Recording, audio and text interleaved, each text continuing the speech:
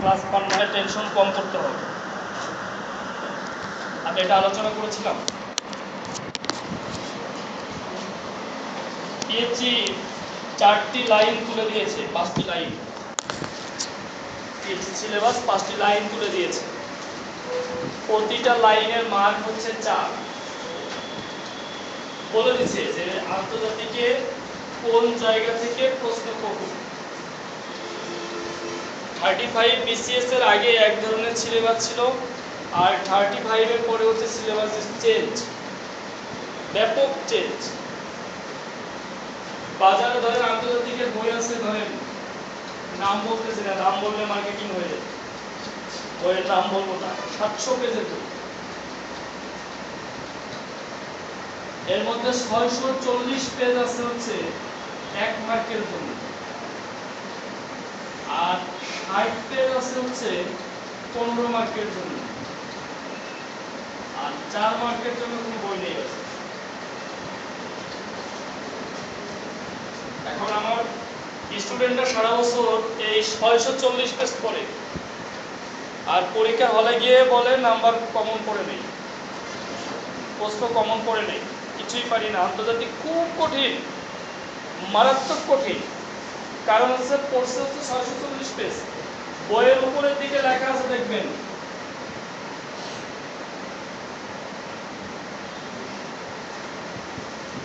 বৈশ্বিক ইতিহাস।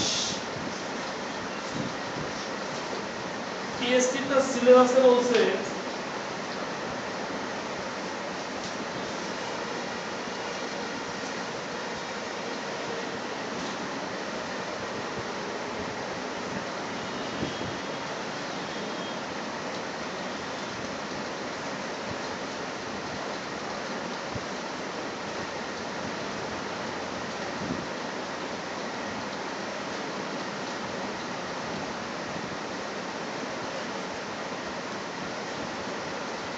পিএসসি সিলেবাসে এরকম একটি লাইন দিয়েছে, বৈশ্বিক ইতিহাস, আঞ্চলিক ব্যবস্থা, আন্তর্জাতিক ব্যবস্থা, ভূরাজনীতি। এর মান হচ্ছে 4। যদি এর 4 মান হয়, আমরা যদি 4টা টপিক ধরি, তাহলে এটা 1, এটা 1, এটা 1, এটা 1, ঠিক কিনা বলে? 19-20 হতে পারে, 1-এর জায়গায় 2 হতে পারে, 4 মার্কের জায়গায় 5 মার্ক আসতে পারে, 6 মার্ক আসতে পারে, 3 মার্ক আসতে পারে, এই তো, এছাড়া তো কিছু না। কিন্তু এইটুকুর মার্ক কত? আর এইটুকুর জন্য বই হচ্ছে 640 পেজ। মহাদেশ, প্রতিটা দেশের রাজধানী, মুদ্রা, চ্যানেল, ক্যানেল, প্রণালী, নদী, উপনদী, সাগর, মহাসাগর, দ্বীপ, উপদ্বীপ, হ্রদ, যা আছে 14 গোষ্ঠী পৃথিবী, সব এই 640 পেজের মধ্যে। কিন্তু আপনার এত প্রয়োজন না। আপনার বোঝা দরকার এই বৈশ্বিক ইতিহাস থেকে আসলে কোনটুকু পড়লে আমি একটা মার্ক পেতে পারি, এই আঞ্চলিক ব্যবস্থা থেকে কি পড়লে আমি 1 মার্ক পাবো, আন্তর্জাতিক ব্যবস্থা থেকে কি পড়লে 1 মার্ক পাবো, ভূরাজনীতি থেকে কি পড়লে 1 মার্ক পাবো। পিএসসি প্রদত্ত 5 লাইনের এই লাইনটাই একটু কঠিন, পরের 4 লাইন একেবারেই সহজ, কিছু পড়লেই 4 মার্ক পাবে না। যেমন পরিবেশগত ইস্যু ও কূটনীতি, সর্বোচ্চ 5 পেজ পড়বেন, আপনি 4 মার্ক পাবেন। এরপরে বৈশ্বিক অর্থনৈতিক প্রতিষ্ঠানাদি, মুষ্টিমেয় কিছু ওয়ার্ল্ড ব্যাংক সহ কিছু অর্থনৈতিক সংগঠন করবেন, কিছু মানে ব্যাংকিং আর কিছু অর্থনৈতিক জোট করবেন, আপনি 4 মার্ক পাবেন। জাতিসংঘের বিশেষায়িত সংস্থা আমি যেগুলো পড়িয়েছি, 4 মার্ক পাবেন আপনি। এরপরে আন্তর্জাতিক নিরাপত্তা ও আন্তঃরাষ্ট্রীয় ক্ষমতা সম্পর্ক। এখন ধরেন আন্তর্জাতিকের পরীক্ষার জন্য মিনিমাম 8 থেকে 10 মার্কের জন্য কোনো বই লাগবে না, কোনো বই পড়তে হবে না 8 থেকে 10 মার্ক। সেটা হচ্ছে শুধুমাত্র আপনি কনসাস কিনা। আপনি যদি কনসাস থাকেন তাহলে আপনার এই 10 মার্ক পরীক্ষায় কমন পড়বে। আসলে যে 2017 সালে বাংলাদেশ আর ভারত যে কয়েকটি চুক্তি হয়েছে, এটা তো আপনার বই পড়ার দরকার নেই। কয়টা চুক্তি হয়েছে? 22টি। কয়টি সমঝোতা আর কয়টি চুক্তি? 6টি কি সমঝোতা চুক্তি আর 16টি কি চুক্তি। তাহলে এই প্রশ্ন পড়ার জন্য কি বই পড়ার দরকার আছে? বললো যে আইপিইউ এর সম্মেলন কোথায় হয় 2017 সালে? ঢাকাতে হয়েছে। এখন আপনি জানেন না, তাহলে আপনি কোথায় আছেন? আগামী সম্মেলন কোথায় হবে? ওপিসিডব্লিউ বর্তমান চেয়ারম্যানের নাম কি?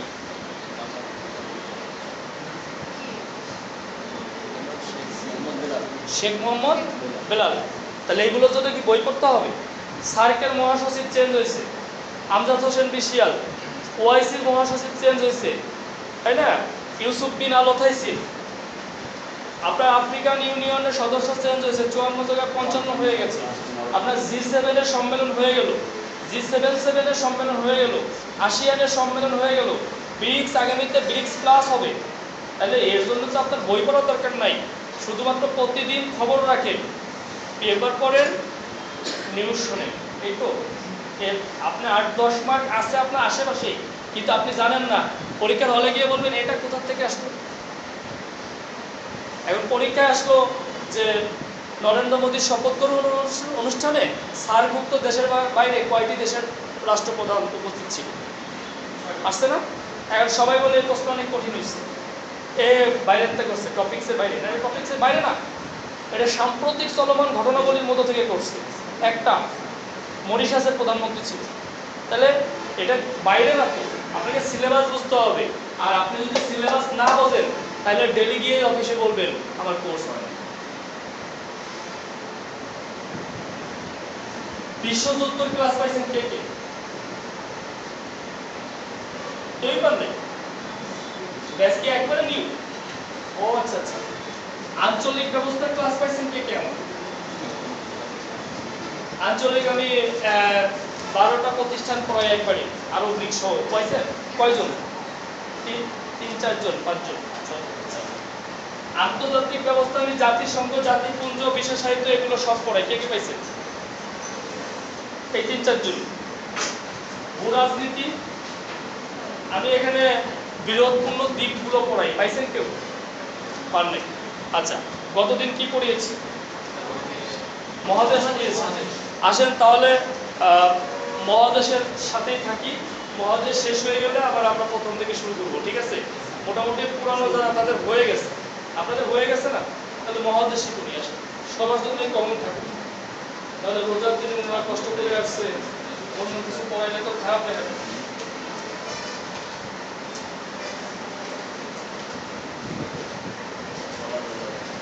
আসেন তাহলে আমরা ম্যাপটা তো বুঝি নাকি? গতদিন কি ম্যাপের বিষয় নিয়ে কিছু কথা বলেছিলাম? ধরেন এটা পৃথিবী, তাই না? যদিও হয় নাই, না হোক, বললাম এটাই পৃথিবী। বলেন তো এই যে রেখাগুলো টানতেছি, এই রেখাগুলো কি রেখা? বলে গেছে কেন? এই রেখাগুলো কি রেখা? আমি কমলা লেবুর সাথে এক্সাম্পল দিয়েছিলাম, কমলার কোষ বলেছিলাম কি রেখা? গিয়ে তো কমলা খান নাই, মনে থাকবে কেমনি? বলছিলাম কমলা কিনে খাবেন আর মনে করবেন যে দ্বিরাগিমা রেখা খেলাম। এক একটা কোষ খাবেন আর ভাববেন এক একটা দ্বিরাগিমা রেখা খেলাম। কয়টা খাইলে পৃথিবী খাওয়া হয়ে যাবে? কয়টা বলেন? কয়টা খাইলে হবে? 24টি। তাহলে এই যে দেখেন ম্যাপের মধ্যে যে এই যে দাগগুলো আছে, দেখছেন দ্বিরাগিমা রেখা দেখা যাচ্ছে? আর রেলের পাতের সাথে তুলনা করছিলাম কোন রেখা? সমাক্ষু রেখা। এই যে দেখেন এই যে দাগগুলো আছে, দেখছেন? এই যে এখন মহাদেশ তো চিনেন, আমাদের বলেন তো আমাদের এই জায়গায় যে মহাদেশটা আছে কি? এখানে, এখানে, এখানে, এখানে, এখানে, এখানে। আজকে আমরা এই জায়গাটা পড়বো। এই যে দেখেন এই জায়গাটা পড়বো। এই জায়গার মধ্যে গুরুত্বপূর্ণ হচ্ছে যুক্তরাষ্ট্রের নির্বাচন। আমরা নির্বাচনটা বাদ দিয়ে পড়বো, কারণ নির্বাচন, যুক্তরাষ্ট্রের নির্বাচন একটু আলাদা ব্যাপার। এটা নিয়ে রিটেনে আপনাকে ব্যাপক করতে হবে। এখানে কি রিটেনে ভর্তি হয়েছে কেউ? রিটেনে হন নাই? রিটেনে ব্যাচ নাই? শোনেন, আমি আপনাকে বলি, পরশুদিন আমাকে একটা স্টুডেন্ট ফোন করে বললো যে স্যার আমার একটা চাকরি হয়েছে। আমি বললাম কি চাকরি হয়েছে? বললো জনপ্রশাসন মন্ত্রণালয়ে ইয়ে হয়েছে আর কি, উচ্চমান সহকারী। তো ও আমাকে বললো যে আপনার বুদ্ধি আমার কাজে লাগছে। আমি কি বুদ্ধি দিছিলাম আমি নিজেই মনে নেই কি বুদ্ধি দিচ্ছি। আমার কথা হচ্ছে 12 তলায় উঠবেন আপনি, যদি 6 তলায় রেস্ট পাওয়া যায় সমস্যা আছে? আপনি 6 তলায় গিয়ে রেস্ট নিলেন, বাংলাদেশ সরকারি চাকরিতে কাজ আছে কোনো? আপনি 6 তলায় গিয়ে রেস্ট নিলেন, বই খুলে পড়লেন, মাসে মাসে টাকা আসলো, লাইফের সিকিউরিটি আসলো। এখনো উচ্চমান সহকারী আছে, সেকেন্ড ক্লাস চাকরি পেয়েছে, ওর লাইফের সিকিউরিটি আসছে, পকেটে 20-25 হাজার টাকা আসবে মাস গেলে, আবার বসে বসে কি বিসিএস এর পড়া পড়তে পারতেছে, বয়স কেবল 25 বছর, আরো 5 বছর সময় পাবে, তার মানে কেন হয়ে যাবে। ওরে আমি বলছিলাম যে পিলির পাশাপাশি রিটেন করুন, কারণ আপনি শুধু যে বিসিএস পরীক্ষা দিবেন তা না, এই মাঝখানে অনেক পরীক্ষা দিবেন। যদি কোনো একটা আপনি টিকে যান প্রিলিমিনারি, তাহলে রিটার্ন দিতে হবে না? আর রিটার্ন দিলে কি কি লাগবে আপনার বলেন? Translate, retranslate, composition, paragraph, application, letter, এগুলো আপনার ফ্রি হ্যান্ডে লেখার অভ্যাস থাকতে হবে, পরীক্ষায় কমন না পড়লো, ঠিক কিনা বলেন? লাগবে না? তাহলে এই প্র্যাকটিস কি আপনি ফ্রি পাস করার পরে করবেন না আগেই করবেন? এখন থেকে। এখন একটা বই কিনবেন বাজার থেকে, সম্পাদকীয় ধরেন কিনলেন, ওইটা দেখে দেখে প্রতিদিন ট্রান্সলেট রিট্রান্সলেট করার অভ্যাস করবেন। এরপরে আপনার ম্যাথমেটিক্স, পাটিগণিত, আপনার বীজগণিত, এগুলো আপনাকে ভালো করে শিখতে হবে, জ্যামিতি, এগুলো আপনার পরীক্ষায় আসবে, অ্যান্সার করতে হবে রিটেনে। এই দুইটার পাশাপাশি আপনাকে যেটা করতে হবে, সাধারণ জ্ঞানের যে জায়গাটা, আমি একটু অন্য কথা বলতেছি, একটু অন্য কারণে আপনাদের উপকারের জন্য বলছি। সাধারণ জ্ঞানের জায়গায় আপনি কি করবেন, কিছু বিষয় পিলি পাস করার পরে আর করতে পারবেন না। 1 নম্বর বিষয়, মুক্তিযুদ্ধ সম্পর্কে ভালো করে জানবেন এখন থেকেই, মুক্তিযুদ্ধ। 2 নম্বর বিষয়, আপনার নিজ জেলা সম্পর্কে ভালো করে জানবেন এখন থেকেই। এই মুক্তিযুদ্ধ জেলা, এটা এমন না যে আপনি পরীক্ষায় প্রিলিমিনারি পাস করছেন পরে আপনি সব জেনে যাবেন, তা না। এখন থেকে আপনাকে জানতে হবে একটু একটু করে। এইটার জন্য আপনার ক্লাস করার দরকার নাই, পড়ার দরকার নাই। আরেকটা আছে আপনার সংগঠন, এই সংগঠন সম্পর্কে আপনাকে ভালো করে জানতে হবে এখন থেকেই। দ্যাট মিনস আমি যেটা মিন করতেছি, ইন্টারন্যাশনাল অ্যাফেয়ার্স। আপনার ইন্টারন্যাশনাল অ্যাফেয়ার্সে প্রতিদিন বিবিসি সংবাদ শুনবেন, প্রতিদিন পত্রিকা পড়বেন, বাংলা ইংরেজি, আন্তর্জাতিক পেজ ভালো করে পড়বেন এবং প্রতিদিন সারা বিশ্বের খবর রাখবেন। আপনি মনে করবেন আপনি হচ্ছেন একজন বিশ্ব নেতা, সারা পৃথিবীর নেতা আপনি, সব খবর আপনার কাছে আছে এবং এটাকে অ্যানালাইসিস করবেন। এটা কেন হইল, কি কারণে হইল, কেন হইল, কি করলে ভালো হতো, বোঝেন নাই? সব খবর আপনার কাছে থাকবে, বোঝেন নাই? এখন আমেরিকার প্রেসিডেন্ট ট্রাম্প, আমেরিকা বিশ্ব শাসন করতেছে, তার মানে কি ট্রাম্প শাসন করতেছে, যদিও ওই পরিমাণে মূল্যায়ন ট্রাম্পের নাই। দেখেন নাই, ইয়েতে গেছে, সৌদি আরব গেছে, ফার্স্ট লেডির হাত ধরতে গেছে, একবার হাত টেনে নিচ্ছে, দেখেন নাই ভিডিও? হ্যাঁ। এরপরে ইয়ার সাথে এই ফ্রান্সের ম্যাকোর সাথে হ্যান্ডশেক করতে গেছে, কতক্ষণ হাত ধরে রাখছে, হ্যান্ডশেক করে নাই, দেখেন নাই? যাই হোক, তারপরেও সে আমেরিকার প্রেসিডেন্ট। এখন বিষয়টা হচ্ছে, মানসিকভাবে আপনি মনে করেন আপনি বিশ্ব নেতা, যদি আপনি মনে করেন যে আপনি মানসিকভাবে আপনি বিশ্ব নেতা, তাহলে সারা পৃথিবীর খোঁজ আপনার কাছে থাকবে, তাইলে আপনি ভালো করবেন আন্তর্জাতিকে, এই সাধারণ জ্ঞানের পার্টে ভালো করবেন। আর এই জায়গাটা আপনি একা একা কমপ্লিট করতে পারবেন না। সাধারণ জ্ঞানের কিছু বিস্তারিত আলোচনা আছে যেটা আপনি একা কমপ্লিট করতে পারবেন না। এই কারণে আমার কাছে মনে হয় যে অফিসে আবেদন করে আপনাদের রিটেন করা উচিত পিলির পাশাপাশি, যে আমাদের জন্য একটা রিটেন ব্যাচ চালু করেন, আমরা রিটেনের কোর্স করি, আমার মনে উচিত। এটা আপনাদের ব্যাপার, আমি বললাম যে এটা করলে আপনার ভালো হবে। কারণ রিটেন আজ করলেও করবেন, 6 মাস পরে করলেও করবেন। আজকে করলে লাভ কি আর 6 মাস পরে করলে লাভ কি, বলেন আমাকে?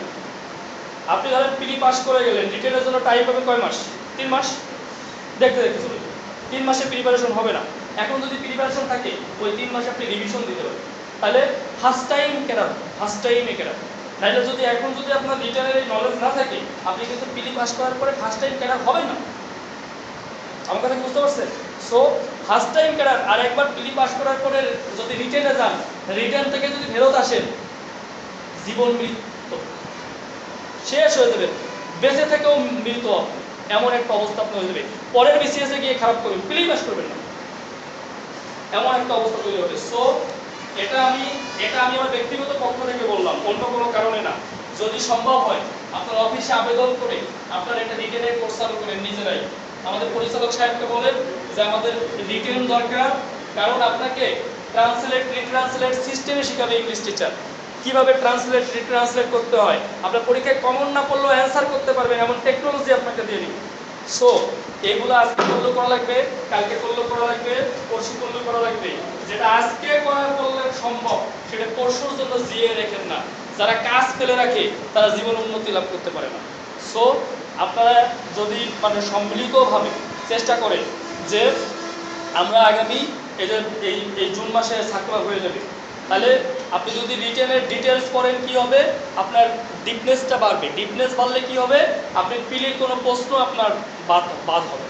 মানে পিলি যদি খুব কঠিন জায়গা থেকে প্রশ্ন করে এটাও আপনি পারেন। বুঝতে পারছেন? ওকে ভাই, বয়ান শেষ। এটা হলো এক্সট্রা বয়ান দিলাম আপনাদের জন্য, আমার জন্য না। যদি মন চায় করতে পারেন। তাহলে আমেরিকা মহাদেশ, আসেন আমেরিকা সম্পর্কে একটু জানি। আমেরিকা দেখেন এখানে ভাগ আছে, উত্তর আমেরিকা আর দক্ষিণ আমেরিকা। দেখছেন উত্তর আমেরিকা আর দক্ষিণ আমেরিকা, এই যে দেখছেন এইটুকু হচ্ছে আমেরিকা। ঠিক এই পর্যন্ত হচ্ছে উত্তর আমেরিকা, যেটা পানামা খাল বিভক্ত করে দিয়েছে। এটা আমি পড়াবো, এটা এই তথ্য আমি দেবো, আগে বলতেছি এটা গেলে যেটা বিভক্ত করছে। এবং দেখেন এখানে প্রশান্ত মহাসাগর আর এখানে কি এই দুটো সাগরকে কি করছে, যুক্ত করে দিচ্ছে। তাহলে উত্তর আমেরিকা দক্ষিণ আমেরিকাকে বিভক্ত করছে কে, আর যুক্ত করছে কে, আটলান্টিকা প্রশান্ত মহাসাগর। কথা কি বুঝতে পারছেন? এই আমেরিকা মহাদেশে স্বাধীন দেশের সংখ্যা হচ্ছে 35টি। কত? 35টি। এই উত্তর আমেরিকা হচ্ছে 23টি আর দক্ষিণ আমেরিকা হচ্ছে 12টি।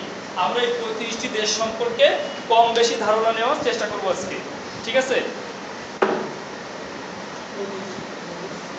23 12 35 না, এই কয়টি। আর দেশগুলো যে কোনো জায়গায় দেওয়া আছে, আমরা দেশগুলো লেখাবো না, এগুলো লেখার কোনো প্রয়োজনীয়তা নেই, ঠিক আছে? লেখার দরকার নাই। তাহলে লেখেন আমেরিকা মহাদেশ, হেডিং করেন আমেরিকা মহাদেশ, হেডিং করে দেখেন উত্তর আমেরিকা আর দক্ষিণ আমেরিকা।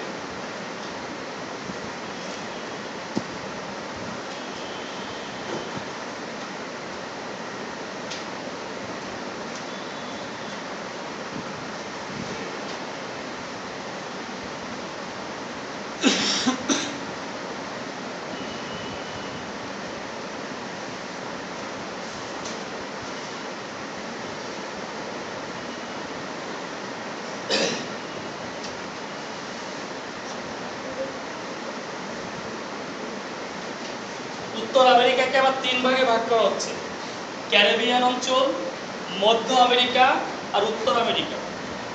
মানে একবারে উত্তরে যেগুলো সেগুলোকে বলা হচ্ছে উত্তর আমেরিকা, অর্থাৎ এই জায়গাটা ঠিক ঠিক এই জায়গাটায় বলা হচ্ছে যে উত্তর আমেরিকা, ঠিক আছে? আর ঠিক এই মাঝামাঝি যারা আছে এদেরকে বলা হচ্ছে কি, মধ্য আমেরিকা। আর ঠিক এই জায়গা দিয়ে যারা আছে তাদের কি বলা হচ্ছে, ক্যারিবিয়ান অঞ্চল। এখন লেখেন ক্যারিবিয়ান অঞ্চল 13টি দেশ। হ্যাঁ একটু পরে, আগে আগে আগে লিখি, কোশ্চেনের অ্যানসার অবশ্যই দেব। হ্যাঁ এখানে নিচের সাইড আছে মানে পানামা খালের উপরে। ও আচ্ছা আচ্ছা, এই ক্যারিবিয়ান মধ্য, সরি এটা তো মাঝখানে, তাহলে এটা উত্তর, এটা মাঝখানে মধ্য, আর হলো ক্যারিবিয়ান। ওটাই বলছে মাঝখানে মধ্য, তো বোঝাই যাচ্ছে এটা, ঠিক আছে? লিখছেন 13টি। ক্যারিবিয়ান কয়টি? 13টি। আর মধ্য আমেরিকার দেশ কয়টি? 8টি। 13 আর 8 কত? 21। উত্তর আমেরিকায় কয়টি? 3টি। কয়টা হলো? 24টা হচ্ছে না? 13 আর 21 আর 3 24। এই ক্যারিবিয়ান অঞ্চলে কয়টি তাইলে? 13টি। মধ্য আর উত্তর 3টি। আচ্ছা এখন লেখেন তথ্য, লেখেন তথ্য পরীক্ষা লেখেন।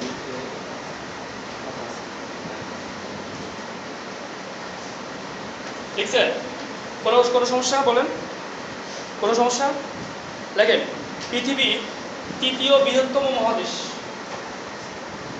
পৃথিবীর তৃতীয় বৃহত্তম মহাদেশ। লিখছেন? আয়তন আয়তন 2,42,56,000 বর্গ কিলোমিটার।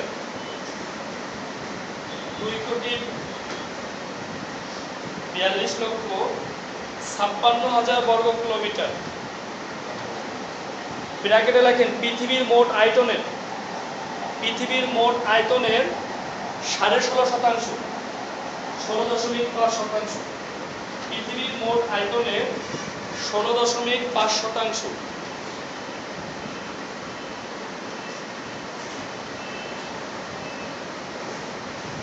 দেখেন বৃহত্তম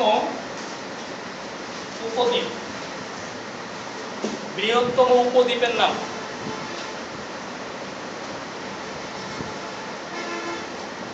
লাব্রাডার। বৃহত্তম উপদ্বীপের নাম লাব্রাডার। লাব্রাডার। দেখেন বৃহত্তম হ্রদ সুপিরিয়র। বৃহত্তম হ্রদ superior.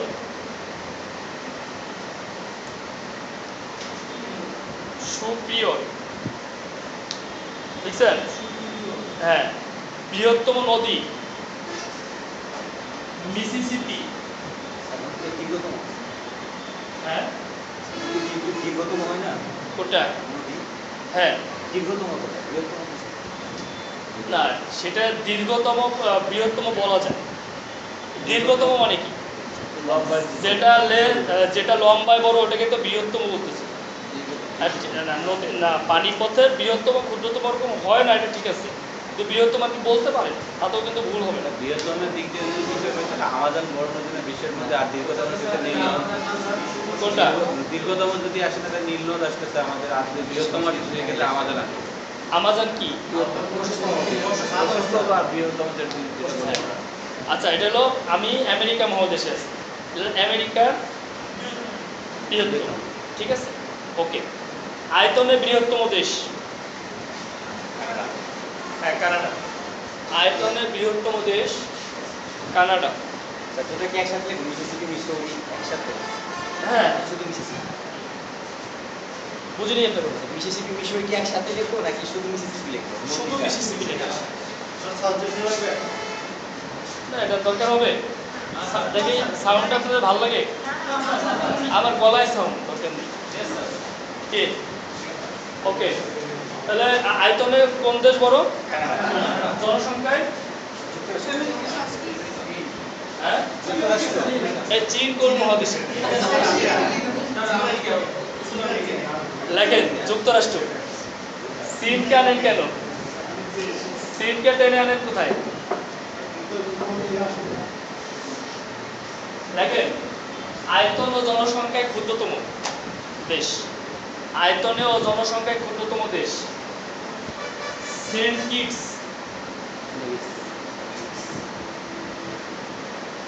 Saint Kitts and Nevis.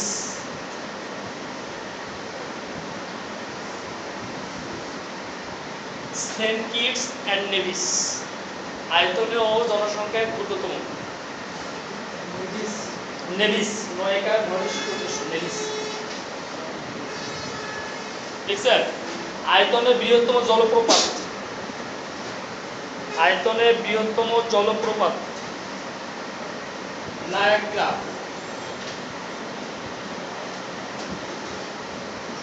এগুলো তো ভূগোল স্যার, ভূগোলে পড়ানোর কথা। বৃহত্তম আয়তনে বৃহত্তম কানাডা। ওই মাঝখানে সেতু বন্ধন করছে। লিখছেন? লেখেন উত্তর ও দক্ষিণ আমেরিকাকে পৃথককারী। উত্তর ও দক্ষিণ আমেরিকা বিচ্ছিন্নকারী বা পৃথককারী খাল। উত্তর ও দক্ষিণ আমেরিকাকে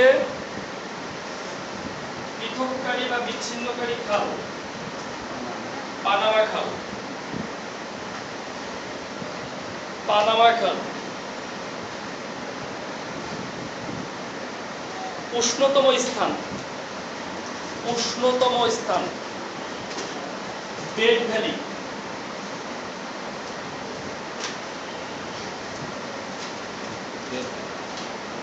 উষ্ণতম স্থান ডেথ ভ্যালি। হ্যাঁ, ডেথ ভ্যালি। কোনটা বলিভিয়ায়?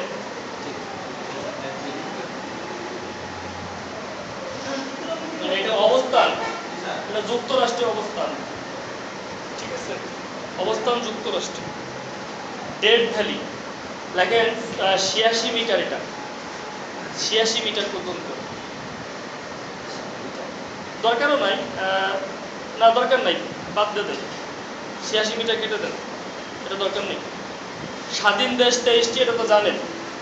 একটু ওয়েস্ট ইন্ডিজ সম্পর্কে লেখেন, ওয়েস্ট ইন্ডিজ, এটা আলাদা টপিকস, এর মাঝখানে নিয়ে আসছি, কারণ আছে। লেখেন ওয়েস্ট ইন্ডিজ। ওয়েস্ট ইন্ডিজ কি কোনো দেশের নাম? হ্যাঁ, এটা ক্রিকেটের জন্য ওয়েস্ট ইন্ডিজ এখন, মানে সবাই মনে করি আমরা ওয়েস্ট ইন্ডিজ দেশের নাম, তাই না? আচ্ছা, ওয়েস্ট ইন্ডিজ দিয়ে লেখেন, লেখেন স্বতন্ত্র কোনো দেশ নয়, কয়েকটি দ্বীপ রাষ্ট্র মিলে। স্বতন্ত্র কোনো দেশ নয়, কয়েকটি দ্বীপ রাষ্ট্র মিলে ওয়েস্ট ইন্ডিজ বলে। ওয়েস্ট ইন্ডিজ অর্থ কি? পশ্চিম ভারতীয় দ্বীপপুঞ্জ। লিখে রাখেন, ওয়েস্ট ইন্ডিজ অর্থ পশ্চিম ভারতীয় দ্বীপপুঞ্জ।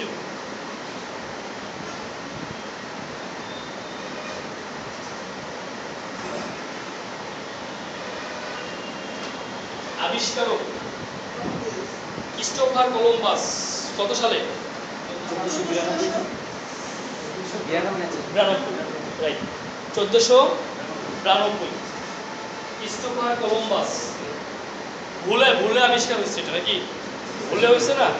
ভারতের জলপথ দিয়ে ভারত আবিষ্কার করতে গিয়ে, যে ভারতে কোথা দিয়ে যাব, এটা গিয়ে ভুলে এখানে চলে গেছে, গিয়ে ভাবছে এটাই ভারত, তাই না? যাই ভুলে অনেক কিছু হয়। ওকে, দেখেন উত্তর ও দক্ষিণ আমেরিকার মাঝখানে অবস্থিত, পরের লাইনে দেখেন, উত্তর ও দক্ষিণ আমেরিকার মাঝখানে অবস্থিত ক্যারিবিয়ান সাগরে, উত্তর ও দক্ষিণ আমেরিকার মাঝখানে অবস্থিত ক্যারিবিয়ান সাগর। এই যে দেখেন, এই যে ক্যারিবিয়ান সাগর দেখছেন, ক্যারিবিয়ান সাগর। এই ক্যারিবিয়ান সাগরের, এই যে দেখেন ওয়েস্ট ইন্ডিজ, সবাই দেখছেন? এই যে, এই যে ক্যারিবিয়ান সাগর, এই যে উত্তর আমেরিকা, এই যে দক্ষিণ আমেরিকা, মাঝে কি এই যে ক্যারিবিয়ান সাগর, এই যে কি ওয়েস্ট ইন্ডিজ। তাহলে ক্যারিবিয়ান সাগরের তীরে অবস্থিত, ক্যারিবিয়ান সাগরের মানে তীরে যে দ্বীপপুঞ্জ, এটাই ওয়েস্ট ইন্ডিজ। তীরে যে দ্বীপপুঞ্জ, এটাই ওয়েস্ট ইন্ডিজ। লক্ষ্য করছেন, এই যে উত্তর আমেরিকা, এই যে দক্ষিণ আমেরিকা, এই যে মাঝখানে কি ক্যারিবিয়ান সাগর, এই ক্যারিবিয়ান সাগরের তীরেই কি এই দ্বীপপুঞ্জগুলো, এটাই হচ্ছে ওয়েস্ট ইন্ডিজ। ওকে, এরপরে দেখেন 10টি স্বাধীন রাষ্ট্র, 10টি স্বাধীন রাষ্ট্র, 10টি স্বাধীন রাষ্ট্র, 3টি ব্রিটিশ, 10টি স্বাধীন রাষ্ট্র ও 3টি ব্রিটিশ ও 3টি ব্রিটিশ কমা একটি মার্কিন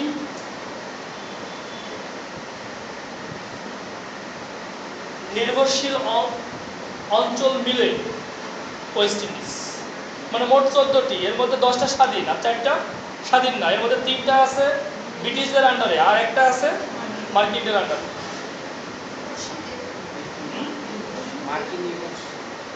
মার্কিন নির্ভরশীল, মানে 3টি ব্রিটিশ নির্ভরশীল আর একটি মার্কিন নির্ভরশীল। তাহলে মোট 14টা হলো, 10টি স্বাধীন, 3টি ব্রিটিশ, একটি মার্কিন, এই 14টি মিলে কি ওয়েস্ট ইন্ডিজ। ওকে,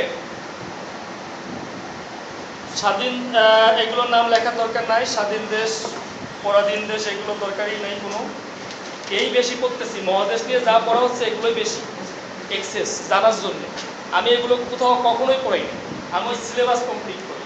জাস্ট আপনাদের হয়ে গেছে আগে যারা ছিলেন তাই এগুলো পড়াচ্ছি, এগুলো আমি কখনোই পড়াইনি। কি দরকার আছে এত জানা? এখন যাই না যদি আপনি পণ্ডিত হইতে চান তাহলে ক্যাডার হইতে পারবেন। অনেক কিছু না জানলেও আপনি ক্যাডার হইতে পারবেন, অনেক জানলেও ক্যাডার হবেন না। আর অ্যাডমিশন টেস্টের সময় কম বেশি সবাই এগুলো জানেন, তাই না? কম বেশি। দেখেন ক্যারিবিয়ান দ্বীপপুঞ্জ লেখেন, ক্যারিবিয়ান দ্বীপপুঞ্জ হেডিং করে 13টি দেশ, তাই না? ক্যারিবিয়ান দ্বীপপুঞ্জের কয়টি দেশ? 13টি।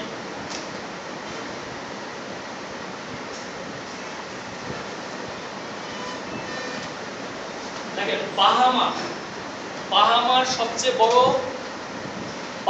সবচেয়ে বড় দ্বীপটির নাম বাহামা। এই ক্যারিবিয়ানের মধ্যে বাহামা আছে। বাহামার সবচেয়ে বড় দ্বীপের নাম অ্যান্ডুস দ্বীপ। অ্যান্ডুস, অ্যান্ডুস,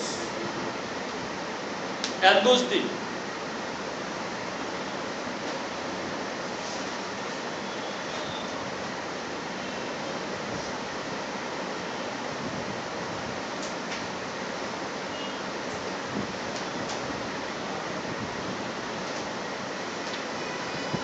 পার্ল অফ অ্যান্টিলিস বলা হয় কোন দেশকে বলেন? পার্ল অফ অ্যান্টিলিস কোন দেশ? পরীক্ষায় আসতে পারে। Pearl of Antilles Cuba. দেখেন পার্ল অফ অ্যান্টিলিস বলা হয় কিউবাকে। পার্ল অফ অ্যান্টিলিস বলা হয় কিউবাকে। লেখেন 1492 সাল থেকে, পরের লাইনে লেখেন 1492 সাল থেকে 400 বছর পর্যন্ত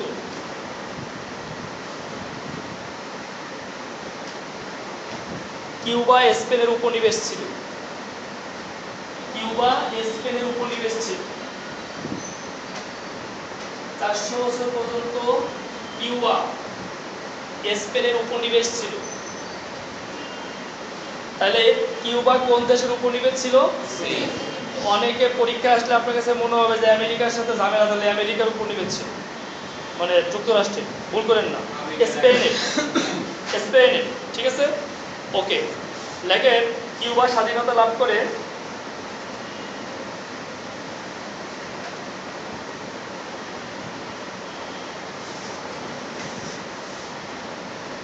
1898 সালে।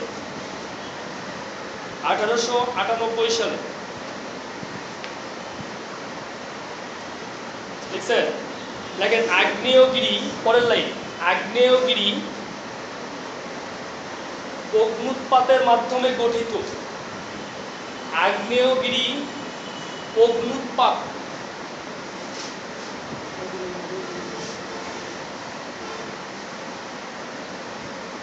অগ্নুৎপাতের মাধ্যমে গঠিত যে দ্বীপ, সেন্ট লুসিয়া দ্বীপ। সেন্ট লুসিয়া দ্বীপ, সেন্ট লুসিয়া দ্বীপ লিখছেন। লেখেন মধ্য আমেরিকা, হেডিং করেন। মধ্য আমেরিকার দেশ কয়টি? 8টি। মধ্য আমেরিকার মধ্যে একটি দেশ আছে, দেশের নাম হচ্ছে বেলিজ। নাম শুনছেন? লেখেন বেলিজ। বেলিজের পূর্ব নাম লেখেন। লেখেন বেলিজের পূর্ব নাম British Honduras. Honduras, British Honduras, British Honduras. এর মধ্যে এই 8টির মধ্যে একটা দেশ আছে কোস্টারিকা। বলেন কোস্টারিকা জাতিসংঘের কি অবস্থিত? জাতিসংঘের একটা কিছু আছে কোস্টারিকায়, কি সেটা? কি আছে বলেন? জাতিসংঘ শান্তি বিশ্ববিদ্যালয় কোথায়? কোস্টারিকায়। আর জাতিসংঘ বিশ্ববিদ্যালয় জাপান। জাপানের টোকিওতে। দেখেন কোস্টারিকা শব্দের অর্থ, কোস্টারিকা শব্দের অর্থ ধনী উপকূল, ধনী ধনী, রিস উপকূল।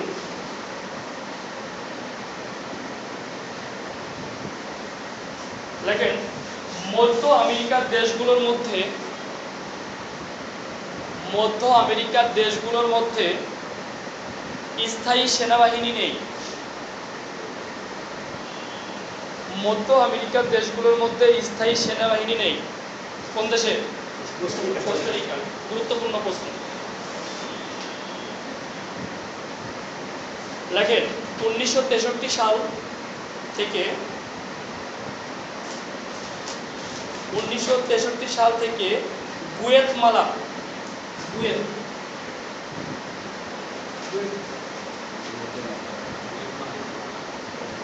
গুয়েতমালা 1963 সাল থেকে গুয়েতমালা সরকার ও বামপন্থী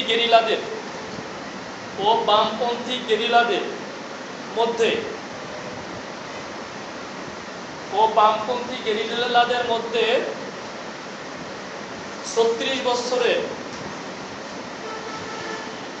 গৃহযুদ্ধ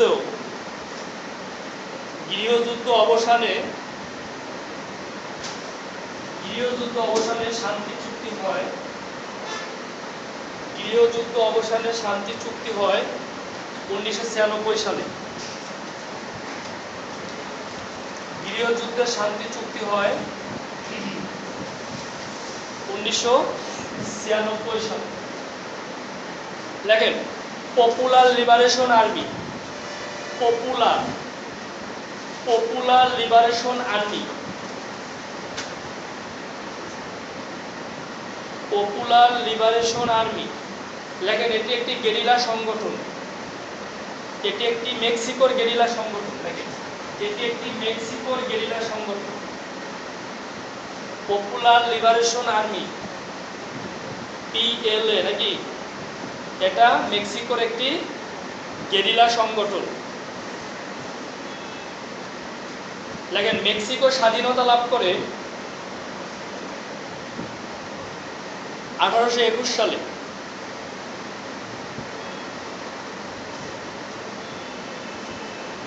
1821 সালে। লেখেন মধ্য আমেরিকার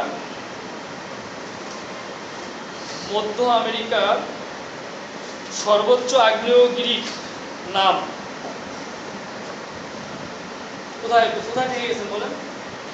মধ্য আমেরিকা সর্বোচ্চ আগ্নেয়গিরির নাম লেখেন মেক্সিকোর। দেখেন মেক্সিকোর পোপেক্যাটেপেল,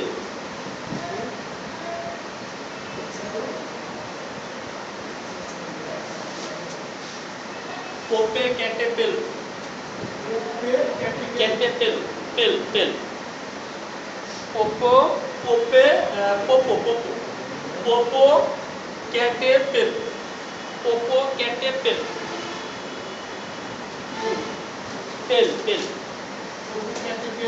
হ্যাঁ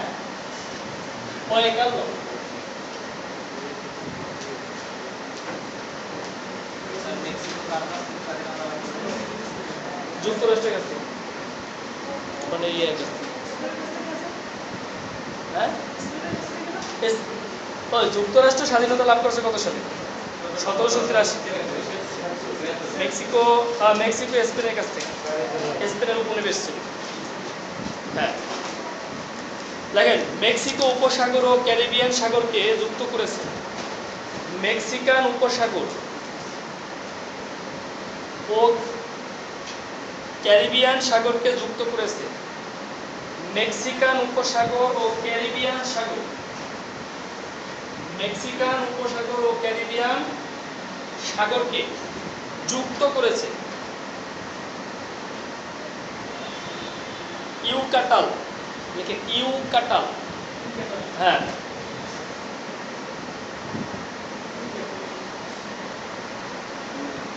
ক্যাটাল বা কাটাল, ইউ কাটাল বা ক্যাটাল, এটাকে আবার বলা হয় জুটাকাল খাল। এটা একটা খাল, এটা কি ইউকাটাল খাল, এটা আরেক নাম হলো জুটাকাল।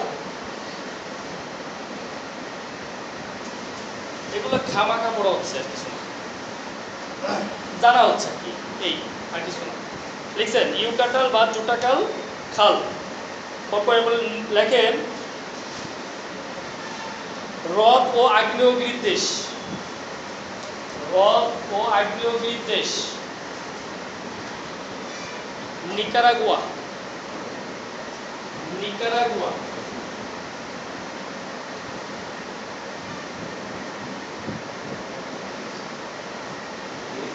নিকারাগুয়া হ্রদ ও আগ্নেয়গিরির দেশ। লেখেন মশার উপকূল, মশা মশা বা মসকুইটো কোস্ট, মসকুইটো কোস্ট বা মশার উপকূল বলা হয়।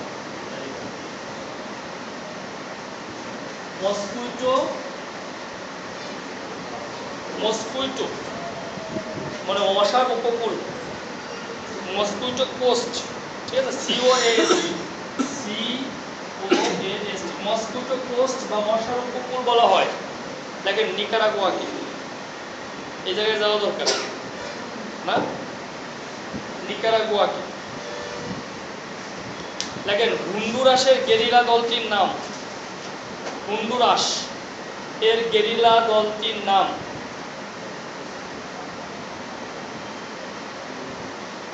FPM, FPM, FPM।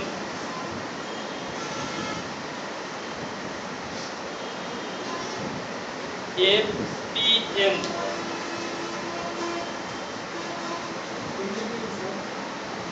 মোরাজানিস্ট পেট্রিয়ার্টিক, উল্টো দিক থেকে আসবে, এম এ মোরাজানিস্ট, পিতে পেট্রিয়ার্টিক, ঠিক আছে।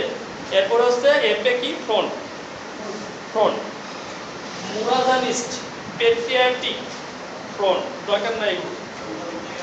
হ্যাঁ এই উল্টা দিক থেকে কেন এটা আমি জানি না ভাই, ওরা যেভাবে নামকরণ করছে ওই, ঠিক আছে।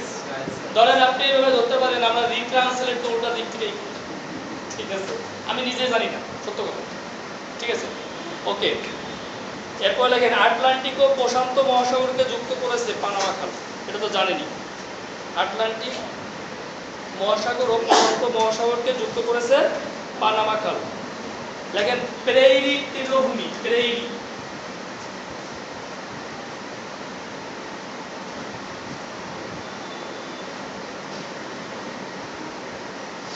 প্রেইরি তৃণভূমি মধ্য আমেরিকা অঞ্চলে অবস্থিত।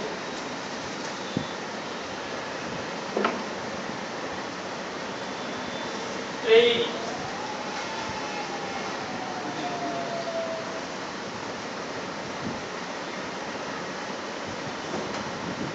এবার লেখেন উত্তর আমেরিকা, হেডিং করেন উত্তর আমেরিকা। উত্তর আমেরিকা কে আবিষ্কার করেন? উত্তর আমেরিকা ওই ক্রিস্টোফার কলম্বাস 1492 সালে, ঠিক আছে। আচ্ছা, আমেরিকার স্বাধীনতা সংগ্রামের নায়ক কে? George Washington. আর জেফারসন কি? ঘোষক। মনে থাকবে, যদি স্বাধীনতার ঘোষক আসে যুক্তরাষ্ট্রের তাহলে কে? জেফারসন। আর যদি নায়ক আসে তাহলে ওয়াশিংটন। আর আমাদের দেশে ঘোষক আর নায়ক দুজনই এক। সর্বাধিনায়ক কে? সর্বাধিনায়ক এই আত্মগণী বলে ফেলছে, 35-এ করছেন এটা। সর্বাধিনায়ক হয় হচ্ছে যে নায়ক আর কি, যে মানে হ্যাঁ সার্বিক না, মূল নায়ক যে, সেই সর্বাধিনায়ক হয়। আর আত্মগণীয় করে কি? সেনাপ্রধান, ঠিক আছে। লেখেন যুক্তরাষ্ট্রের সংবিধান কার্যকর হয়, মানে উত্তর আমেরিকার মধ্যে যুক্তরাষ্ট্র আছে, বুঝতে পারছেন? এই যে উত্তরে কি যুক্তরাষ্ট্র আছে না, তাহলে সংবিধান কার্যকর হয় 1789 সালে। তো গৃহীত আগে লিখতে ভালো হতো, গৃহীত হয় 87 সালে, লেখেন সমস্যা নেই। কার্যকর হয় 89 আর গৃহীত হয় 87। লেখেন আগে পরে হলে সমস্যা নেই। 1787 গৃহীত আর 89 কার্যকর। লেখেন স্বাধীনতা লাভ কাদের কাছ থেকে? এগুলো জানেন, এগুলো বলার কিছু নাই, তাই না? 1783 সালে প্যারিস চুক্তির মাধ্যমে স্বাধীনতা লাভ করে, তাই না? এগুলো না বলি। লেখেন গৃহযুদ্ধ সংগঠিত হয় যুক্তরাষ্ট্রে। যুক্তরাষ্ট্রে গৃহযুদ্ধ সংগঠিত হয় 1861 থেকে 1865 সাল।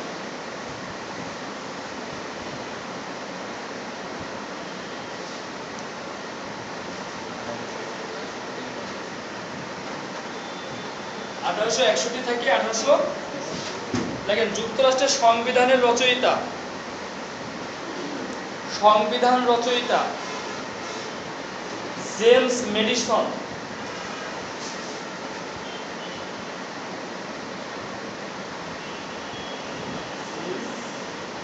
জেমস মেডিসন, ময়কা মেডিসন। আমাদের সংবিধানের রচয়িতা কি? বিরোধী জন তো মারা গেছে। কয়জন ছিল সদস্য? একমাত্র মহিলা সদস্য। ভালোই, এগুলো জানেনই তো, সমস্যা নেই। এগুলো অবশ্য যা জানেন তা পরীক্ষায় আসবে না, এই আর কি। যা জানি আমরা তা পরীক্ষায় আসে না, যা জানি না তাই পরীক্ষায় আসে। হ্যাঁ, কমন তো 100 প্রশ্ন কমন থাকবে কনফার্ম মিনিমাম। আর যারা ভালো প্রিপারেশন তাদের 150 প্রশ্ন কমন থাকবে। 50টা 40 থেকে 50টা 20 থেকে 30টা কোশ্চেন থাকবে, কেউই পারে না, কয়েকজন পারে। আর 10 থেকে 15টা কোশ্চেন থাকে যে কোর্সে প্রশ্ন ও নিজেও পারে না, নিজেও পারে। এই যেমন ইয়ে আছে সিঙ্গার রস, যে প্রশ্ন করছে ও সঠিক অ্যান্সার, সেও কনফিউজড। বিশ্বজিৎ ঘোষ, ঢাকা ইউনিভার্সিটি, সে নিজেই কনফিউজড কোনটা দিবে। ঠিক আছে, এই যে প্রশ্ন করছে নিজেই কনফিউজড, সে নিজেই জানে। এরকম কিছু কনফিউশনাল প্রশ্ন থাকবে। আবার এই কনফিউশনাল প্রশ্নগুলো টাচ করবেন না, এগুলো টাচ করা হলো অপরাধ। আর স্টুডেন্টরাই অপরাধের কাজই বেশি করে, মানে যেটা পারে না ওইটা নিয়ে অনেকক্ষণ ঘাটাঘাটি করে সময় নষ্ট করে ওইটাই টাচ করতেই হবে এনি হোক। বর্তমান দেশের সরকারের সফলতা কি? 36 না 37 আসছে। সরকারের বড় সফলতা কি? যুদ্ধ অপরাধীদের বিচার বোঝা যাচ্ছে, তারপরে তো কনফিউশন হবে, ওইটা টাচ করতেই হবে। পিএসসি কি কারেকশন করছে কেউ জানে। তারপরে মোটামুটি 99.99% যুদ্ধ অপরাধীদের বিচার এটা হতেই পারে, কারণ এই সরকারের বড় অবদান তো এটাই, বড় ধরনের প্রাপ্তি এটাই। হ্যাঁ, বুঝি না, এটাই ছিল ওই বছরে আর কি। যদি এই বছর আসে 2017, ওই 85 তো শেষ হয়। হ্যাঁ, এই বাজেট তো ঘোষণা করছে, এর সফলতা কি আছে? বাজেটের সফলতা কি আছে? এটা না যদি এরকম হইতো যে কোনো কি ঘাটতি বাজেট নাই, তাইলে না বলতাম যে এত বড় বাজেট করার কোনো সফলতা। এবারে সফলতা হলো অর্থমন্ত্রীর কর আরোপ নাকি? হ্যাঁ, প্রশ্নপত্র ফাঁস।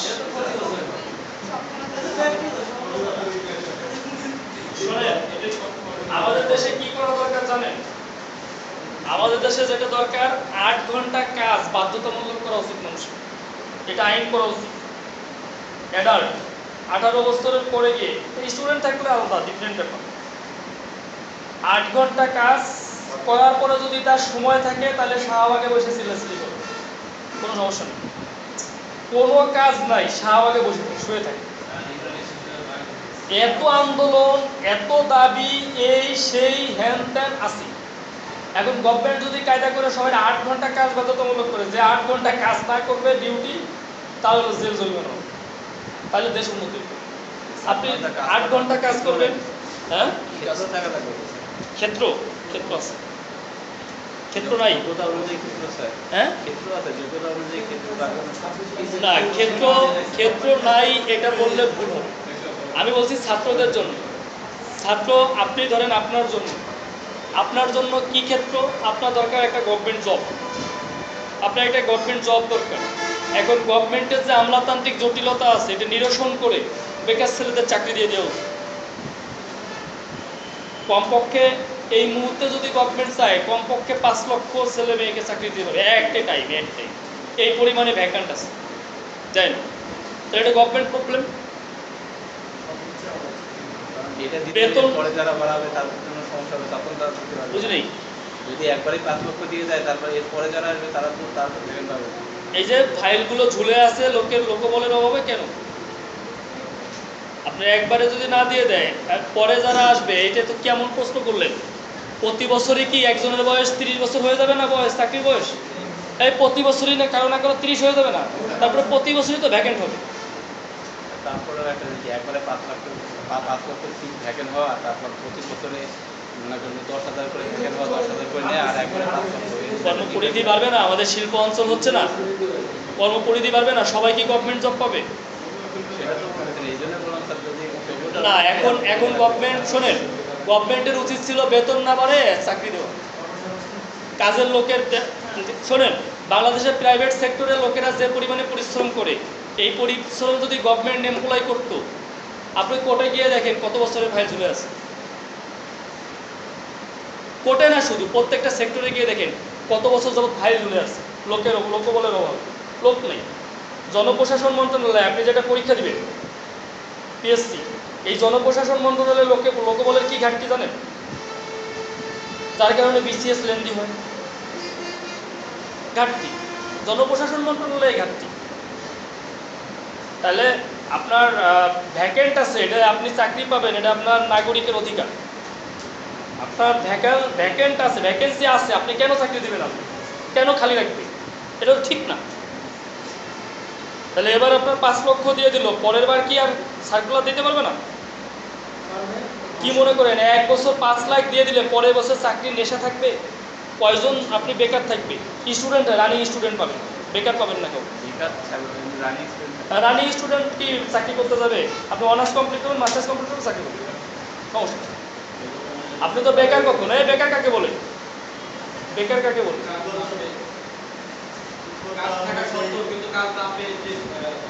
ও তো হকার।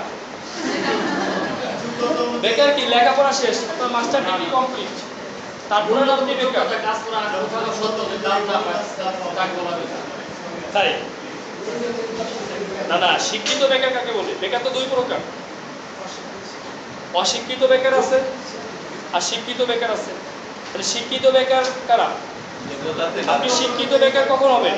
আপনার যোগ্যতা আছে কিন্তু চাকরি পাচ্ছেন না। অর্থাৎ যোগ্যতা মানে কি? আপনি মাস্টার ডিগ্রি কমপ্লিট করছেন মিনিমাম, সেটা করেন, তারপরে আপনি বেকার, তখন বেকার। আপনি মাস্টার্স পর্যন্ত নিজেকে বেকার ভাবতে পারেন না, আনএমপ্লয়মেন্ট ভাবার সুযোগ নেই আপনার মাস্টার্স কমপ্লিট করা পর্যন্ত।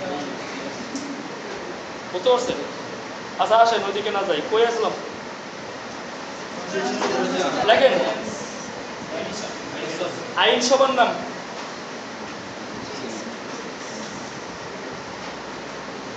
আইনসভার নাম কংগ্রেস।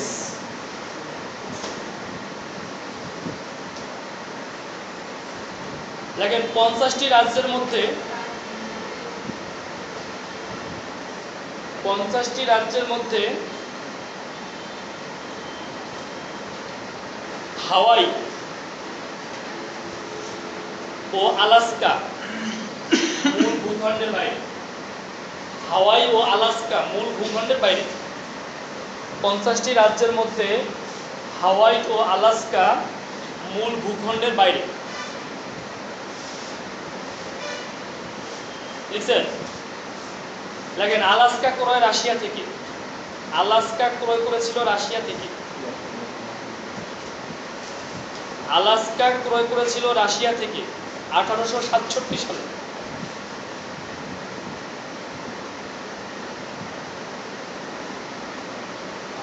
1867 সালে দেখছেন, মাত্র 72 লক্ষ ডলার, হ্যাঁ 72, মাত্র 72 লক্ষ ডলারের বিনিময়ে, মাত্র 72 লক্ষ ডলারের বিনিময়ে। হ্যাঁ সবচেয়ে বড় একটা অঙ্গরাজ্য, সবচেয়ে বড় যেটা এই রাশিয়ার মধ্যে এত মানে সম্পদশালী রাষ্ট্র কেন আমেরিকার কাছে এত বড় একটা রাজ্য বিক্রি করে? আচ্ছা, ছিল না। এখন যেমন আলাস্কা নিয়ে একটা মানে সম্ভাবনা ফুটে ফুটে উঠছে, তখন ছিল না। তাহলে এক নাম্বার কারণ। আর আলাস্কা যুক্তরাষ্ট্রের কাছে রাশিয়া বিক্রি করে দিয়েছিল রাশিয়ার বুল, এটা বুলের মাসুর, এটা রাশিয়ার জন্য। আর কিছু রাজনৈতিক মানে ইয়ে ছিল, অর্থনৈতিক ভৌগোলিক সমস্যা অর্থনৈতিক ব্যাপার তো ছিলই, কিন্তু এটা রাশিয়ার ভুল ছিল। ভুল ছিল, কিন্তু তখন নতুন যে সরকার আসে এটা হ্যাঁ, অর্থনৈতিক সংকটে এটা প্রথম আপনার বলতে বিশাল একটা ভুল ছিল, এরপর অর্থনৈতিক একটা ব্যাপার ছিল, এই জন্য নাহলে এত কম টাকা এরকম একটা রাজ্য বিক্রি করে দিল। ঠিক আছে, তৎকালীন সময়ে মানে 1867 সালের কথা যদি আপনি বলেন, তখন তো রাজ্য ব্যবস্থা ছিল। 1861 সালে হচ্ছে রাশিয়া, জার্মানি, যুক্তরাষ্ট্রের সাথে সম্পর্ক ভালো ছিল, যার কারণে অনেকটা মদত দিয়েছে প্রথম বিশ্বযুদ্ধে যুক্তরাষ্ট্র রাশিয়াকে। সম্পর্ক ভালো ছিল, আর সম্পর্ক ভালো না থাকলে আপনার বাড়ির পাশের জমি কি যার সাথে খারাপ সম্পর্ক তার কাছে বিক্রি করেন, তার সাথে ভালো সম্পর্ক তার কাছে বিক্রি করেন। হ্যাঁ, ওকে। লাগে লুইজিয়ানা রাজ্য ক্রয়, লুইজিয়ানা ফ্রান্স থেকে, লুইজিয়ানা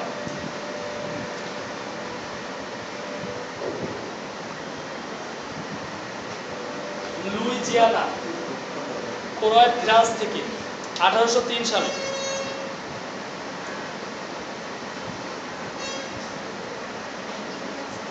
লুইজিয়ানা রাজ্য ক্রয় ফ্রান্স থেকে 1803 সালে। এখন আব্রাহাম লিঙ্কন সম্পর্কে একটু বলি। হ্যাঁ,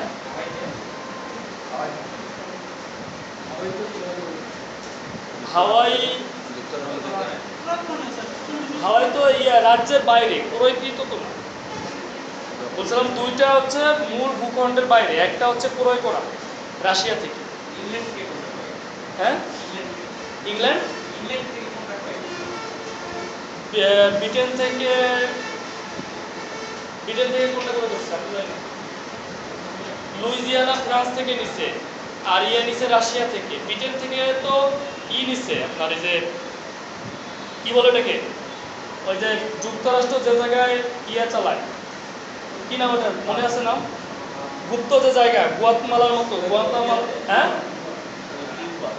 আরে মরিশাসের কাছ থেকে ব্রিটেন নিয়ে যুক্তরাষ্ট্রকে লিজ দিয়ে দিচ্ছে, কি ধরনের কি নাম ওটা? আচ্ছা, আমার মনে পড়লে আমি বলবো। হ্যাঁ,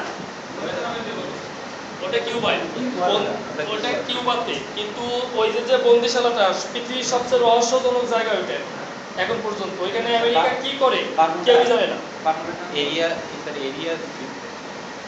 আরে ছোট্ট মাত্র 600 কংক্রিটের একটা ভবন আছে, এরিয়া 51 না, এটা 600 কংক্রিটের একটা ভবন আছে। ওইখানে সামনে পানি আছে, পানির দিকে তাকাইলে মনে হবে কেউ হেঁটে গেছে পায়ের ছাপ। সবচেয়ে রহস্যজনক, এটা বিমান থেকে ছবি নিছে, উপর থেকে শুধুমাত্র ছবি নিতে পারছে ওই জায়গায়। জায়গাটার নাম আচ্ছা আমি বলতেছি, আমার মনে পড়েছে, সমস্যা নেই। ঠিক আছে, ওটা ক্রয় করা না, ওটা লিজ নেওয়া। মানে ব্রিটেন মরিশাসের কাছ থেকে জোর করে নিয়ে নিছে, এই মরিশাসের কাছ থেকে জোর করে নিয়ে যুক্তরাষ্ট্রকে দিয়ে দিছে। ঠিক আছে, এখন ওই জায়গায় ওরা আকাম কুকাম সব চালায় এখন পর্যন্ত। সাংবাদিক প্রবেশ নিষেধ, ইভেন যুক্তরাষ্ট্রের সাংবাদিক প্রবেশ নিষেধ। কিছু জায়গা আছে স্যার যেটা গুগল ম্যাপের মধ্যে ওদের থেকে স্পষ্ট দেখা যায় না। হ্যাঁ মানে যেগুলো আর যেটা আছে নতুন সেটা থেকেও দেখা যায় না, ওটাতে খোলা করে দেওয়া। আচ্ছা লেখেন লিঙ্কন সম্পর্কে একটু বলি। দেখেন কৃতদাসের স্বাধীন নাগরিকের মর্যাদা দান করেন। কৃতদাস, দাস প্রথা আর কি। কৃতদাসের স্বাধীন নাগরিকের মর্যাদা দান করেন। কৃতদাসের স্বাধীন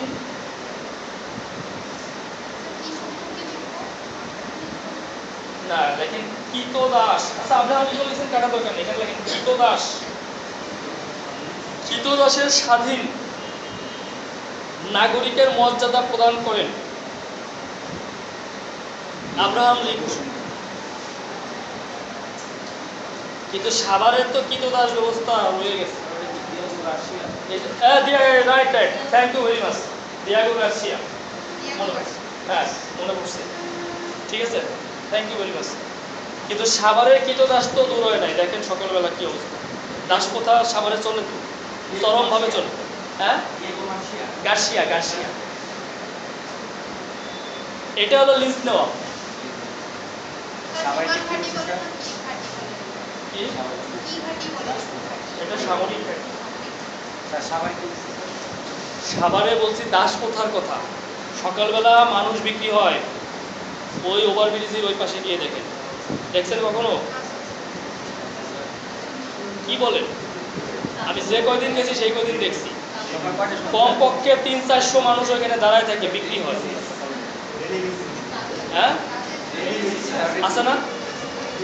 দেখাই দেয় বলে, বলে দেখাই দেয়। তো এটাই তো দাস প্রথা। বাজারে বাজারে এনে মানুষ কিনে নিয়ে, এটা কি?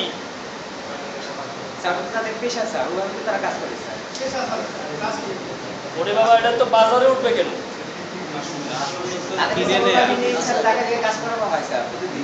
এটা জানি বাংলাদেশের বিভিন্ন জায়গায় আসে, এটা দাস প্রথার মধ্যে না। এটা বাজারে বিক্রি হবে কেন? দাসদের তো টাকা দেওয়া হয় না স্যার, দাসদের তো টাকা দেওয়া হয় না। না না, কিছুটা মিল আছে।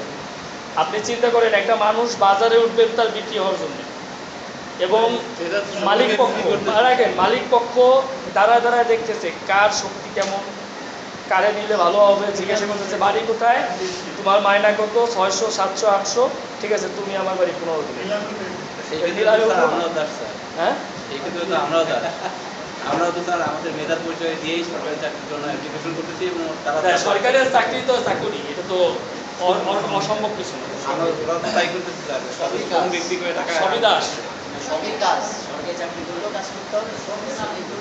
সবাই চাকর, এটা ঠিক আছে। আপনি যারা স্যার বলেন সেও কারো না কারো স্যার বলেন, তাই না?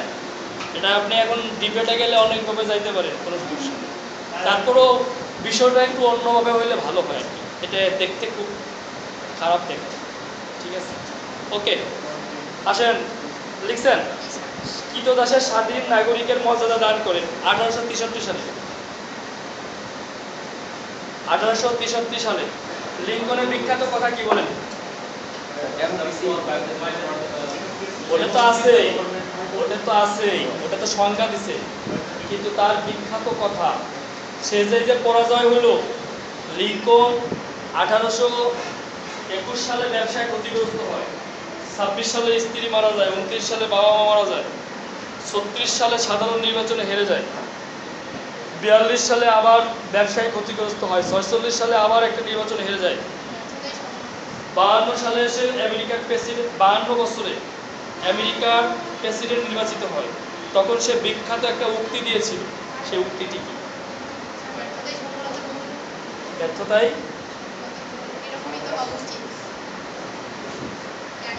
আপনাকে খুব ইন্সপায়ার করবে এই ব্যাখ্যাটা। ব্যর্থতা মানে পরাজয় নয়, যাত্রা একটু দীর্ঘ হওয়া মাত্র। ব্যর্থতা মানে পরাজয় নয়, যাত্রা একটু দীর্ঘ হওয়া মাত্র। এরকম লেখার দরকার নাই, এগুলো জানেন। লেখেন কৃতদাস প্রথা বিলুপ্ত। কৃতদাস প্রথা বিলুপ্ত 1863 সাল।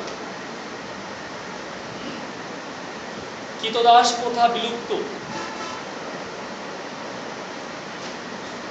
দেখেন ভাবিদের ভোটাধিকার প্রদান, আর ভাবি মহিলা, মহিলাদের ভোটাধিকার প্রদান। হ্যাঁ, 1863। মহিলাদেরকে ভোটাধিকার প্রদান 1820 সাল। মানে ভোট দানের মহিলাদেরকে বৈধতা প্রদান করলো 1820 সালে। দেখেন, বিশ্বের বৃহত্তম চলচ্চিত্র প্রেক্ষাপট, বিশ্বের বৃহত্তম চলচ্চিত্র প্রেক্ষাপট নাম কি? রক্সি।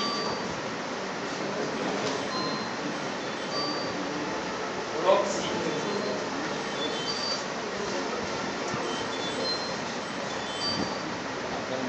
রক্সি রক্সি হ্যালো, আসসালামু আলাইকুম।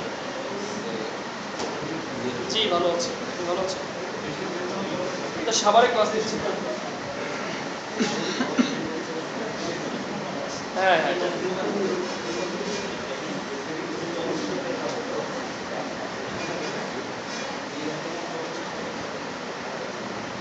আচ্ছা আচ্ছা, ঠিক আছে।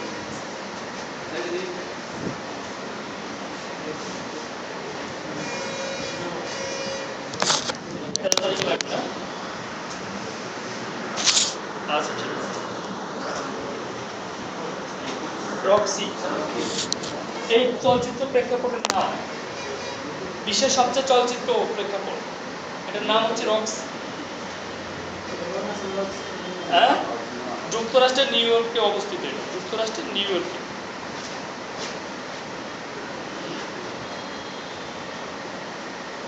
দেখেন, ওয়াটার গেট। ওয়াটার গেট কেলেঙ্কারি নাকি কে করেছে? দেখেন, ওয়াটার গেট ওয়াশিংটনের একটি বাণিজ্যিক ভবন।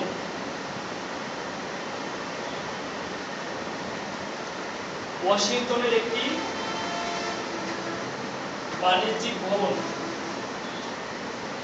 দেখেন, এখানে ডেমোক্র্যাট দলের রাজনৈতিক অফিস ছিল। এখানে ডেমোক্র্যাট দলের রাজনৈতিক অফিস ছিল।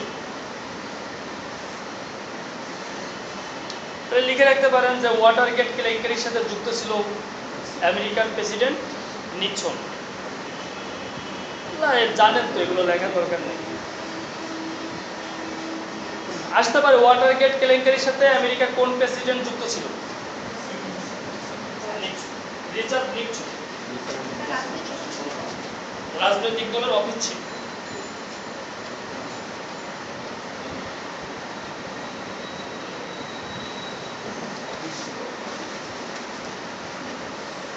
দেখেন, statue of liberty. Statue of liberty statue of liberty উপহার দেয় কোন দেশ? ফ্রান্স। লেখেন, এগুলো তো পরীক্ষায় আসা জব সলিউশনের প্রশ্ন, এই জন্য পারতে সহজ হয়, মুখস্থ করতে করতে হয়ে গেছে নাকি? দেখেন, হোয়াইট হাউসের স্থপতি। হোয়াইট হাউস আছে না, সাদা ঘর, এটার স্থপতি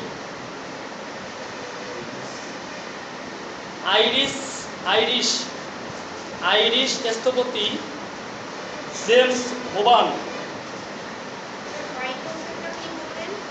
স্থপতি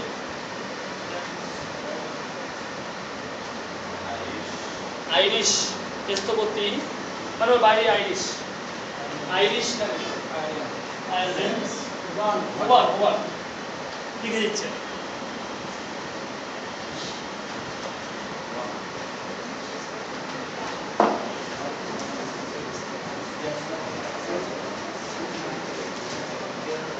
হোবান, জেমস হোবান। দেখেন, ডেমোক্রেটিক পার্টির প্রতীক কি বলেন? এই যে হিলারি ক্লিন্টনের প্রতীক কি ছিল? গাধা। এই জন্যই হয় নাই, ঠিক আছে, গাধা। দেখেন, রিপাবলিকান পার্টির প্রতীক কি? হাতি। দেখেন, বলেন, যুক্তরাষ্ট্রের ভাইস প্রেসিডেন্টকে কি বলা হয়? হ্যাঁ বলেন, রানিং মেট। হ্যাঁ রুমমেট নাকি রানিং মেট। যুক্তরাষ্ট্রের ভাইস প্রেসিডেন্টকে রানিং মেট বলা হয়। পররাষ্ট্রমন্ত্রীকে কি বলা হয়? দেখেন পররাষ্ট্রমন্ত্রীকে বলা হয় secretary of state. Secretary of state.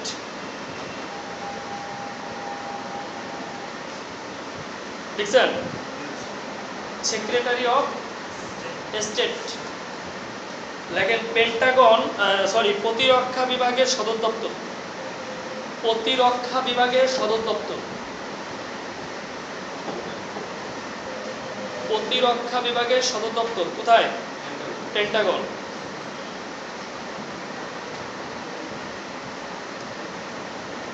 Pentagon.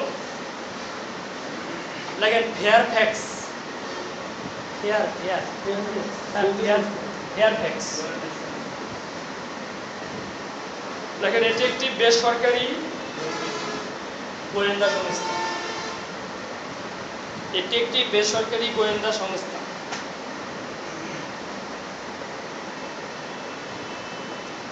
দেখেন ব্ল্যাক ওয়াটার।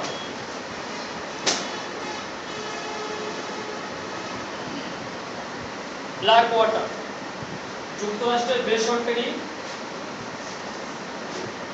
নিরাপত্তা সংস্থা। যুক্তরাষ্ট্রের বেসরকারি নিরাপত্তা সংস্থা ব্ল্যাক ওয়াটার। কালাপানি নাকি? এদিন আসলে কালাপানি কোথায়? সাইদেশে। হ্যাঁ কি সব প্রশ্ন কোথার থেকে আনে লেখেন। লেখেন ব্ল্যাক ওয়াটার কি? হ্যাঁ এরপরে লেখেন মহাকাশ উৎক্ষেপণকারী সংস্থা নাসা। মহাকাশ উৎক্ষেপণকারী সংস্থা। মহাকাশ উৎক্ষেপণকারী সংস্থা নাসা। লিখছেন? নাসার প্রতিষ্ঠা সাল কত? কত? 58। হ্যাঁ 1958। লেখেন প্রতিষ্ঠা 1958।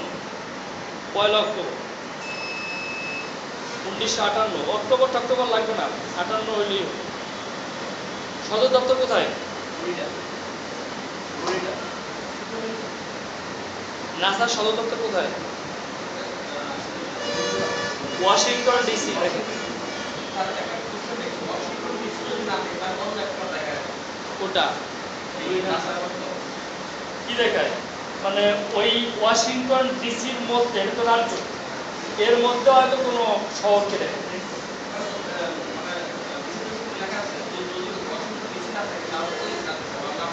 বুঝতে পারছি, এটা আমিও বলতে পারবো না। আপনার ধরেন সাবান, ধরেন সাবান, আর সাবান না থাকলে কি দিবেন? গ্যান্ডা গ্যান্ডা ফ্যান্ডা কিছু একটা। ওকে এবার আসেন প্রেসিডেন্টের বাসভবন। প্রেসিডেন্টের বাসভবন ও প্রধান প্রশাসনিক দপ্তরের নাম সেটা জানেন? White house. প্রেসিডেন্টের বাসভবন ও প্রধান প্রশাসনিক, আর বাসভবন আসলেও হোয়াইট হাউস দিবেন, প্রধান প্রশাসনিক আসলেও কি? প্রধান প্রশাসনিক কার্যালয় বা ভবন আসলেও কি? White house. ওভাল অফিস কি বলে?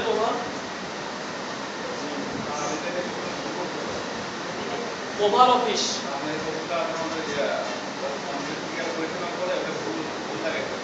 কিসে?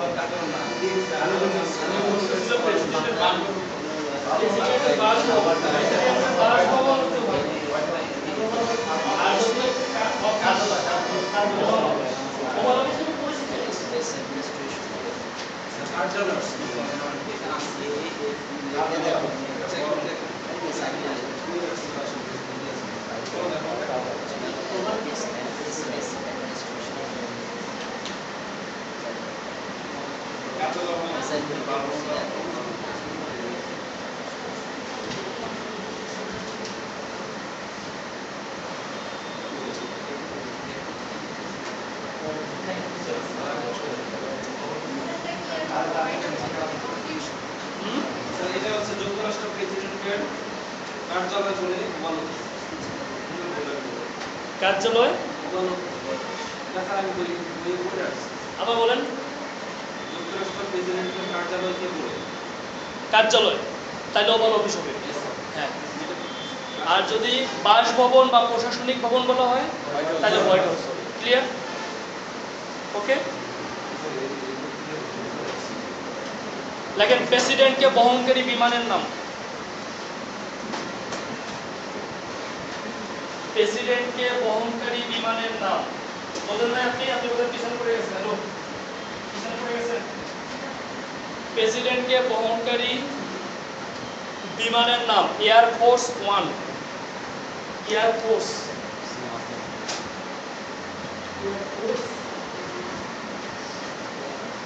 One, air force one.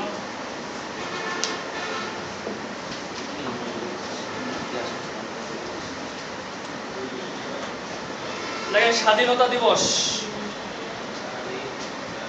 স্বাধীনতা দিবস 4 জুলাই। পৃথিবীর প্রাচীনতম লিখিত সংবিধান কোনটি? মানে কোন দেশের সংবিধান পৃথিবীর প্রাচীনতম এবং লিখিত? যুক্তরাষ্ট্রের।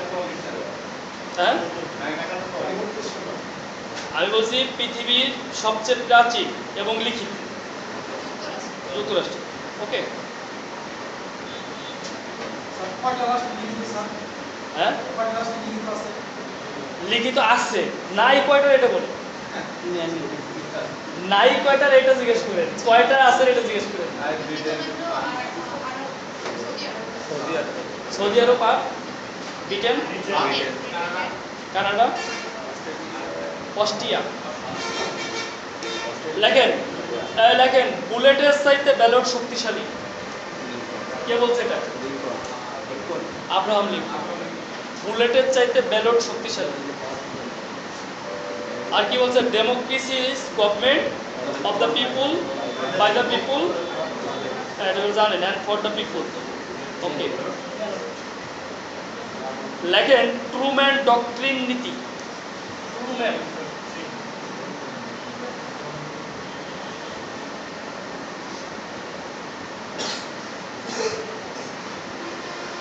ট্রুম্যান ডক্ট্রিন নীতি।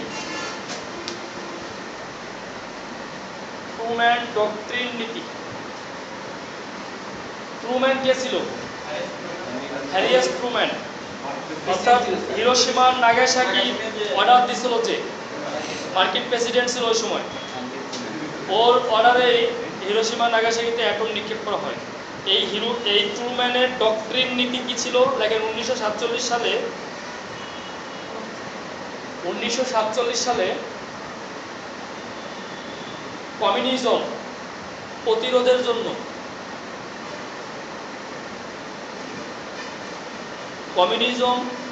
প্রতিরোধের জন্য মার্কিন কংগ্রেস এই নীতি প্রকাশ করে। মার্কিন কংগ্রেস এই নীতি প্রণয়ন করেন।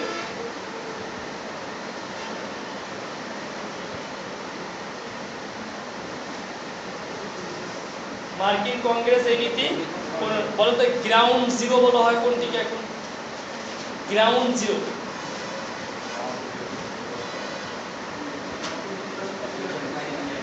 গ্রাউন্ড জিরো এই যে লাদেন ভাইকে দিল যে এটা টুইন টাওয়ারের ধ্বংসস্তূপ, হ্যাঁ ওই জায়গাটা কি লিখে রাখেন। হ্যাঁ, নিউ ইয়র্কের টুইন টাওয়ারের ধ্বংসস্তূপকে গ্রাউন্ড জিরো বলা হয়। এটা রানা প্লাজা ধ্বংস হয়ে গেছে, এটা আমাদের গ্রাউন্ড জিরো। ঠিক আছে, কানা প্লাজা, গ্রাউন্ড জিরো। ভালো একটা গল্প মনে পড়ছে, বলবো? হ্যাঁ, শুনবেন? সবাই শুনবেন? এই রানা প্লাজার কথা মনে পড়ে, একটা গল্প মনে পড়ে গেল। মানে রানা প্লাজায় চাকরি করতো কারা? সেন্টার এক, ওয়ার্ল্ড ট্রেড সেন্টার এক। আগে ছিল এটা ওয়ার্ল্ড ট্রেড সেন্টার, এখন হচ্ছে ওয়ার্ল্ড ট্রেড সেন্টার এক। এটা যুক্তরাষ্ট্রে অবস্থিত।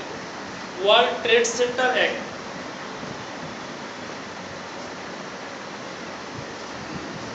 নিগ্রোদের, পরের লাইনে লেখেন, নিগ্রোদের অধিকার আদায়ে, নিগ্রোদের অধিকার আদায়ে আন্দোলনের অহিংসবাদী নেতা মার্টিন লুথার কিং। ভালোই পারেন, না পড়লেও চলে। তার বিখ্যাত বাণী বলেন, I have a dream. Martin Luther King নিগ্রোদের অহিংস, নিগ্রোদের অধিকার আদায়ের কি অহিংসবাদী নেতা Martin Luther king.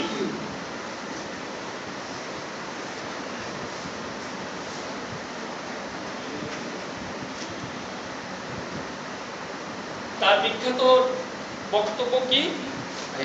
I have a dream. দেখেন তার বিখ্যাত বক্তব্য, আই হ্যাভ এ ড্রিম। কত বড় কথা। যদিও এখন আমরা কথায় কথায় বলি আই হ্যাভ এ ড্রিম, কিন্তু এটা তো সেই ওপেন করে দিচ্ছে, আই হ্যাভ এ ড্রিম। মারাত্মক কথা। কিন্তু 1968 সালে আততায়ীর গুলিতে নিহত হয়। ভালো মানুষ বাঁচে না, এই জন্য ভালো মানুষ হওয়ার সিদ্ধান্ত থেকে বাদ দিচ্ছে, সরে দাঁড়াইছে। এই ভালো মানুষ বাঁচে না, ভালো মানুষ হয়ে লাভ কি? আততায়ীর গুলিতে নিহত হয়। আপনার কি চোখে সমস্যা আছে? হ্যাঁ, এই জন্য চশমা মাঝে মাঝে দেখি চোখও মারে, মানে ওই অর্থে মারা বলিনি, জাস্ট অফ হয়ে যায়, ক্লোজ হয়ে যায়। যাই হোক, দেখেন কানাডা, হেডিং করেন কানাডা। হ্যাঁ, 62 পেয়েছে মার্টিন লুথার কিং নোবেল।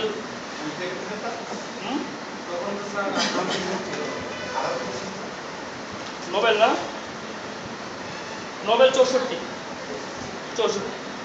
দেখি না, এটা খুব গুরুত্বপূর্ণ নয়, দেয়নি। কানাডা লেখেন, কানাডা। কানাডা লিখেন।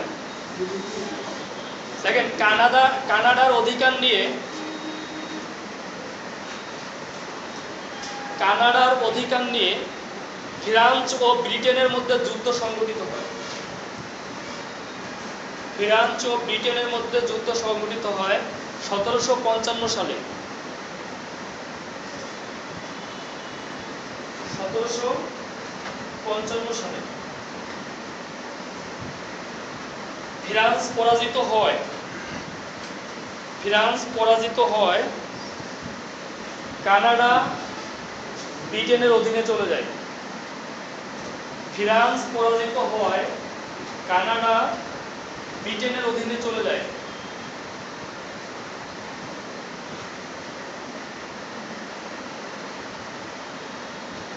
দেখেন ব্রিটেন থেকে স্বাধীনতা লাভ,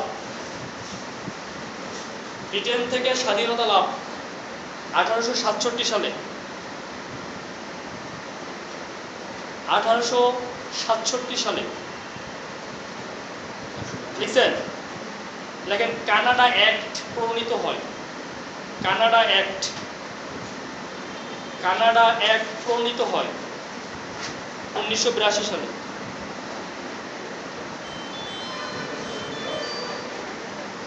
1982 না 1882।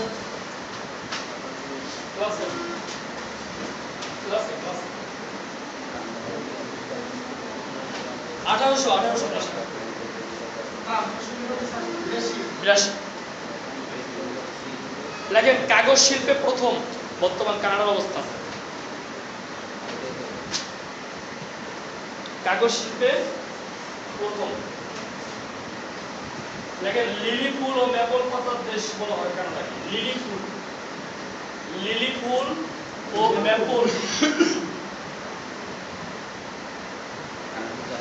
ম্যাপল পাতার দেশ বলা হয় কানাডাকে। দেখেন পশ্চিমের জিব্রাল্টার বলা হয়, পশ্চিমের জিব্রাল্টার বলা হয়, পশ্চিমের জিব্রাল্টার কানাডার কুইবেক অঞ্চলকে পশ্চিমের জিব্রাল্টার বলা হয়, কানাডার কুইবেক অঞ্চলকে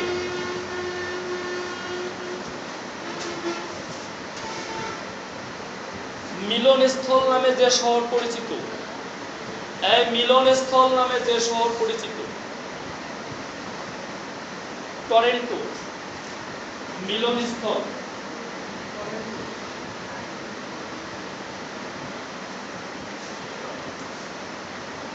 টরেন্টো মিলনস্থল নামে পরিচিত।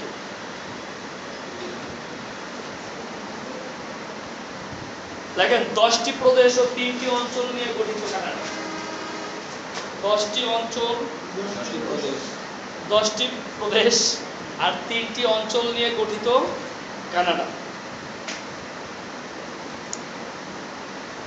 ভালোই লাগতেছে না ক্লাস নিতে? 7:30টার সময় নামছি গাড়িতে এসে, এইখানে রাতে গাড়িতে কোনো ঘুম হয় না, 1 মিনিটও ঘুম হয় না, রংপুর থেকে, ঠিক আছে, 1 মিনিটও ঘুম হয় না। হ্যাঁ, পরশু দিনের আগের দিন টোটালি রাতে ঘুম হয় নাই, তার আগের দিন জার্নি করে গেছি, টোটালি ঘুম হয় নাই। ঘুম না হওয়াতে শরীর খুব খারাপ হয়ে গেছে। গত পরশু দিন ঘুমের ওষুধ খেয়ে ঘুমাইতে হয়েছে একদিন, মানে গত 4 দিনে একদিন ঘুমাইছি, একদিন 5-6 ঘন্টা ঘুমাইছি। দেখেন জাতীয় টাওয়ারের নাম,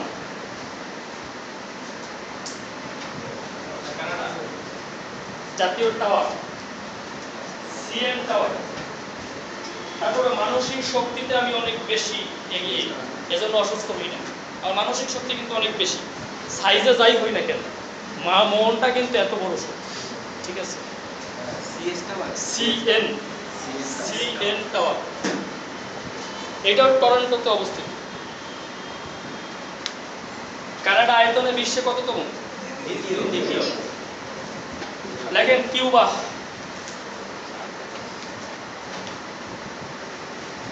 কিউবা দেখেন তাড়াতাড়ি শেষ করে দেবো। দেখেন এটাও কলম্বাস 1492 সালে আবিষ্কার করে, নাকি একই তো কথা।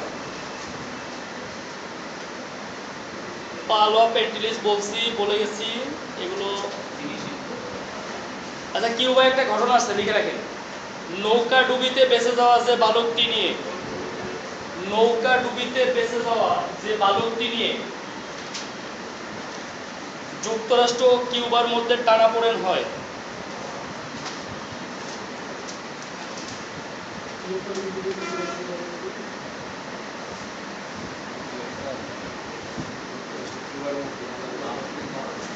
মানে নৌকা ডুবিতে বেঁচে গিয়েছিল, পরে নিয়ে টানাপোড়েন হয় কিউবা আর যুক্তরাষ্ট্রের মধ্যে। এলিয়ান গঞ্জালেস, মরাই ভালো ছিল।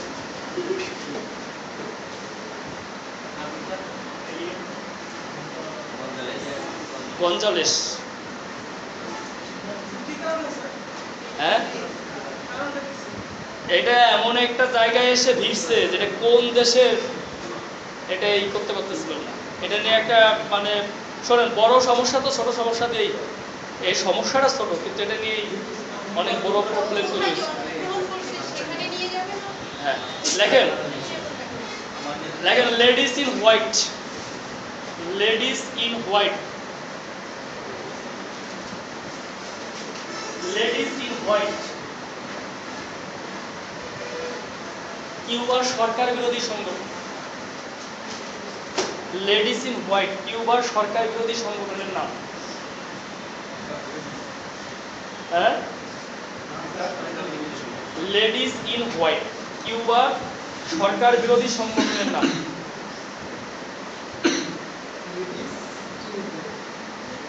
Ladies in white. লেখেন বিখ্যাত বন্দিশালা গুয়ান্তানামো, এটা তো জানেন কিউবাতে। পৃথিবীর সবচেয়ে ছোট পাখির নাম কি, কোন দেশে? কিউবায়। এগুলো জানেন, পারলে লিখে রাখেন। পাল মানে মুক্তার দেশ, কিউবা এটাকে মুক্তার দেশ। চিনি রাজা কিসের? চিনি রাজা চিনি। তবে যেন একটা পরীক্ষা দেখলাম আসছে চিনি রাখা সুগার চিনি Ash. রাখা আট শীঘ্র যত আটের মধ্যে খাবার চিনি চিনি রাখা স্যার চিনির আধার। হ্যাঁ। ইংলিশে কি আসলো? সুগার, সুগার ডার্ক নাকি যেন আসলো। তো দেখেন না দরকার নেই, একটা পরে কি হবে। দেখেন দক্ষিণ আমেরিকা, না শেষ করে দেবো, শেষ করে দেবো 5 মিনিটের মধ্যে শেষ করবো। দক্ষিণ আমেরিকায় কিছু দিয়ে পরের থেকে যখন শুরু করব ওইটুকু দিয়ে তারপরে ওশেনিয়ায় ঢুকে যাবে, ঠিক আছে? কারণ আমি যেগুলো দিচ্ছি তথ্যটা লেস ইম্পর্টেন্ট না, দু একটা লেস ইম্পর্টেন্ট, তো লেকচারের সাথে বলা হচ্ছে, বাট ম্যাক্সিমামই মোস্ট ইম্পর্টেন্ট। এখন এগুলো অন্য পরীক্ষার জন্য ইম্পর্টেন্ট, এটা সত্য। দেখেন পৃথিবীর মোট আয়তনের 12%,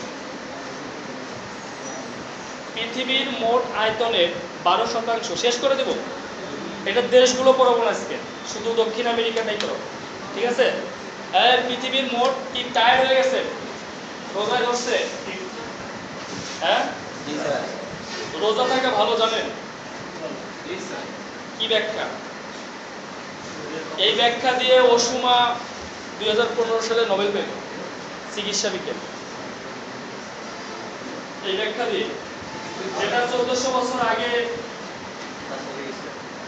কোরআনে বলে গেছে, এটাকে ঘোড়ায় ফিরায় পেঁচায় খেয়ে 2015-তে নোবেল পেল।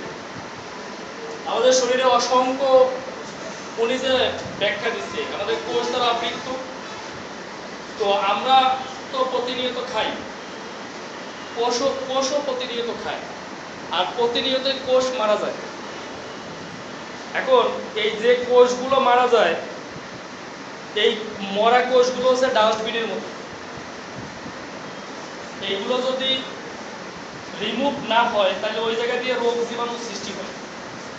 এই মরা কোষের দ্বারে দ্বারে রোগ জীবাণু সৃষ্টি হয়।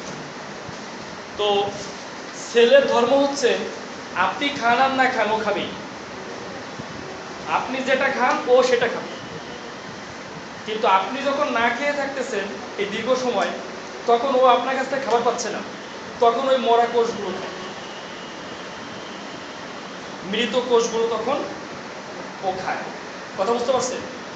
অর্থাৎ আপনি না খেয়ে থাকলে ও না খেয়ে থাকবে না, ওরে যখন আপনি খাবার দিবেন না তখন ও মরা কোষগুলো খেয়ে ফেলবে, আর যখন মরা কোষগুলো খেয়ে ফেলবে তখন রোগ ব্যাধি থেকে আপনি দূরে থাকবেন। দিস ইজ রোজা। রিলিজিয়াস ম্যাটার্স তো আছেই, রিলিজিয়াস ম্যাটার্স তো আছেই, কিন্তু এটাকে চমৎকার সায়েন্টিফিক ব্যাখ্যা দিয়ে 2015 সালে সে নোবেল পেল। বুঝতে পারছেন? এই হচ্ছে রোজা। ওকে, তবে যারা বলে যে আমার শরীর খারাপের জন্য রোজা থাকতে পারি না, এটা ভুল কথা। আপনি মেন্টালি আগে সেট আপ করেন যে আমি রোজা থাকবো, কারণ রোজাটা আলটিমেট ওই চিকিৎসা বিজ্ঞানের ব্যাখ্যায় যদি যায় এটা আপনার জন্য ভালো। মুসলমানরা রোজা থাকে, হিন্দুরা উপবাস করে, যা যা ধর্ম থেকে যে যাই করুক না কেন, এই যে প্রতিদিনের খাবার প্রতিদিন হজম হচ্ছে না, মাঝে মাঝে আপনার রোজা থাকাটা ভালো। এটা আপনার এই মরা সেলগুলো খেয়ে ফেলবে, তাজা সেল। তাজা সেল যখন মরা সেল খেয়ে ফেলবে তখন ওই ডাস্টবিন পরিষ্কার হয়ে গেল, ওইখানে রোগ সৃষ্টি হবে না আপনার। বুঝতে পারছেন? এই জন্য পারলে থাকলে ভালো হবে। দেখেন আয়তন 1,78,19,000 বর্গ কিলোমিটার। 1,78,19,000 বর্গ কিলোমিটার।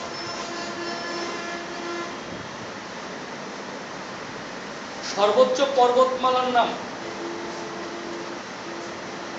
আন্দিজ পর্বতমালা। সর্বোচ্চ পর্বতমালার নাম আন্দিজ পর্বতমালা। দীর্ঘতম নদী আমাজন। এবার আসেন আপনার আমাজন।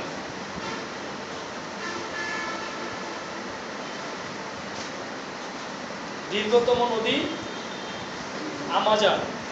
জনসংখ্যায় ও আয়তনে বৃহত্তম দেশ। হ্যাঁ, পেলে। জনসংখ্যায় ও আয়তনে বৃহত্তম দেশ ব্রাজিল। ক্ষুদ্রতম কি বলেন?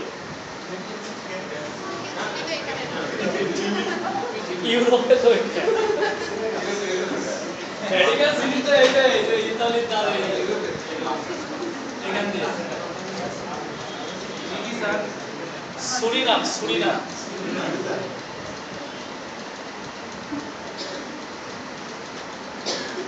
ওকে, এরপরে দেখেন চির বসন্তের দেশ। এই অস্থির হয়ে না, পাবেন। চির বসন্তের দেশ ইকুয়েডর।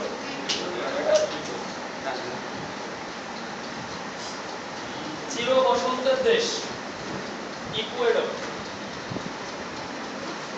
লিখছেন? দেখেন প্রথম উপনিবেশ স্থাপন স্থাপন স্পেন। প্রথম উপনিবেশ স্থাপন করে স্পেন।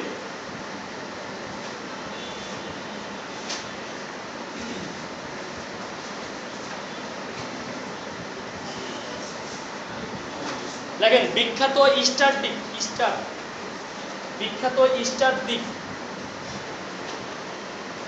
ও জুয়ান ফার্নান্ডেস।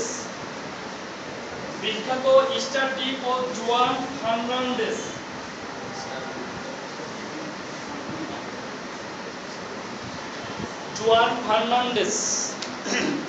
বিখ্যাত ইস্টার দ্বীপ ও জুয়ান ফার্নান্ডেস। জুয়ান ফার্নান্ডেস দিয়ে দেই কি আসে পরীক্ষা। লিখছেন? দ্বীপের মালিকানা, এই দুটোই দ্বীপ, ইস্টার দ্বীপ আর জুয়ান ফার্নান্ডেস। মালিকানা হচ্ছে চিলি। এই যে মরিসের মতো দেশ চিলি। লিখছেন? পৃথিবীর সর্বদক্ষিণের নগরী কি? হ্যাঁ, সর্বদক্ষিণে Puerto Williams. Puerto Williams, Chile. এই ভয় দেন কেন? ভয় পায় না? যেভাবে ডাক দিচ্ছেন ভয় পাইছেন। মানে পুয়ের্তো উইলিয়ামস চিলিতে সর্বদক্ষিণ। উত্তর তো এই যে এই যে চিলি, এই যে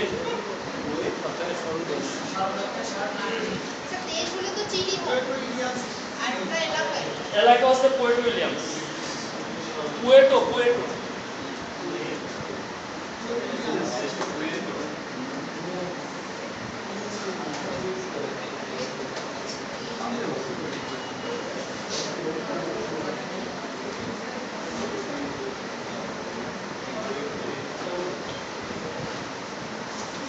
দেখেন মাদকদ্রব্য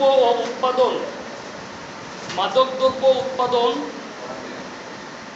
ও চোরাচালানের জন্য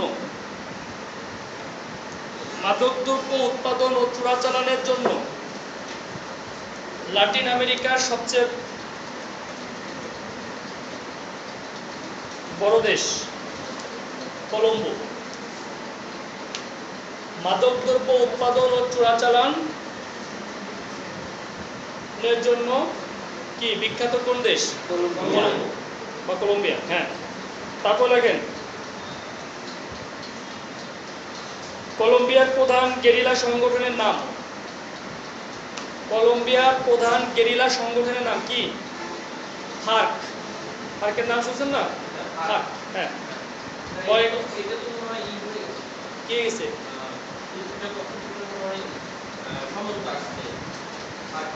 সমঝোতা মানে রেটিফাই হয় না এখন।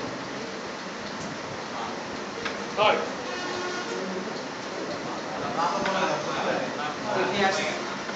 দেখেন ইকুয়েডরের নামকরণ বিষুবরেখার নামের সাথে মিল রেখে। দরকার নাই এগুলো। আচ্ছা, গায়ানা লেখেন। গায়ানা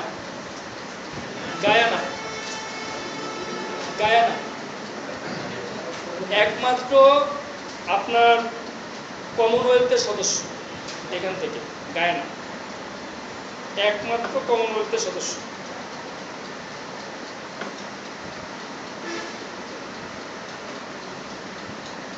ঠিক আছে, লেখেন বলিভিয়া ও প্যারাগুয়ে। বলিভিয়া ও প্যারাগুয়ে দুটি স্থল বেষ্টিত দেশ, দুটি স্থল বেষ্টিত দেশ। ইনকা সভ্যতার ভিত্তিভূমি কোথায়? ইনকা সভ্যতার ভিত্তিভূমি পেরু। হ্যাঁ, ইনকা ইনকা বিখ্যাত ইনকা সভ্যতা, এর ভিত্তিভূমি পেরু। দেখেন ওআইসির একমাত্র সদস্য এখান থেকে, ওআইসির একমাত্র সদস্য সুরিনাম। ওআইসির একমাত্র সদস্য সুরিনাম। পূর্ব নাম কি সুরিনামের? ডাচ গায়ানা। ডাচ গায়ানা।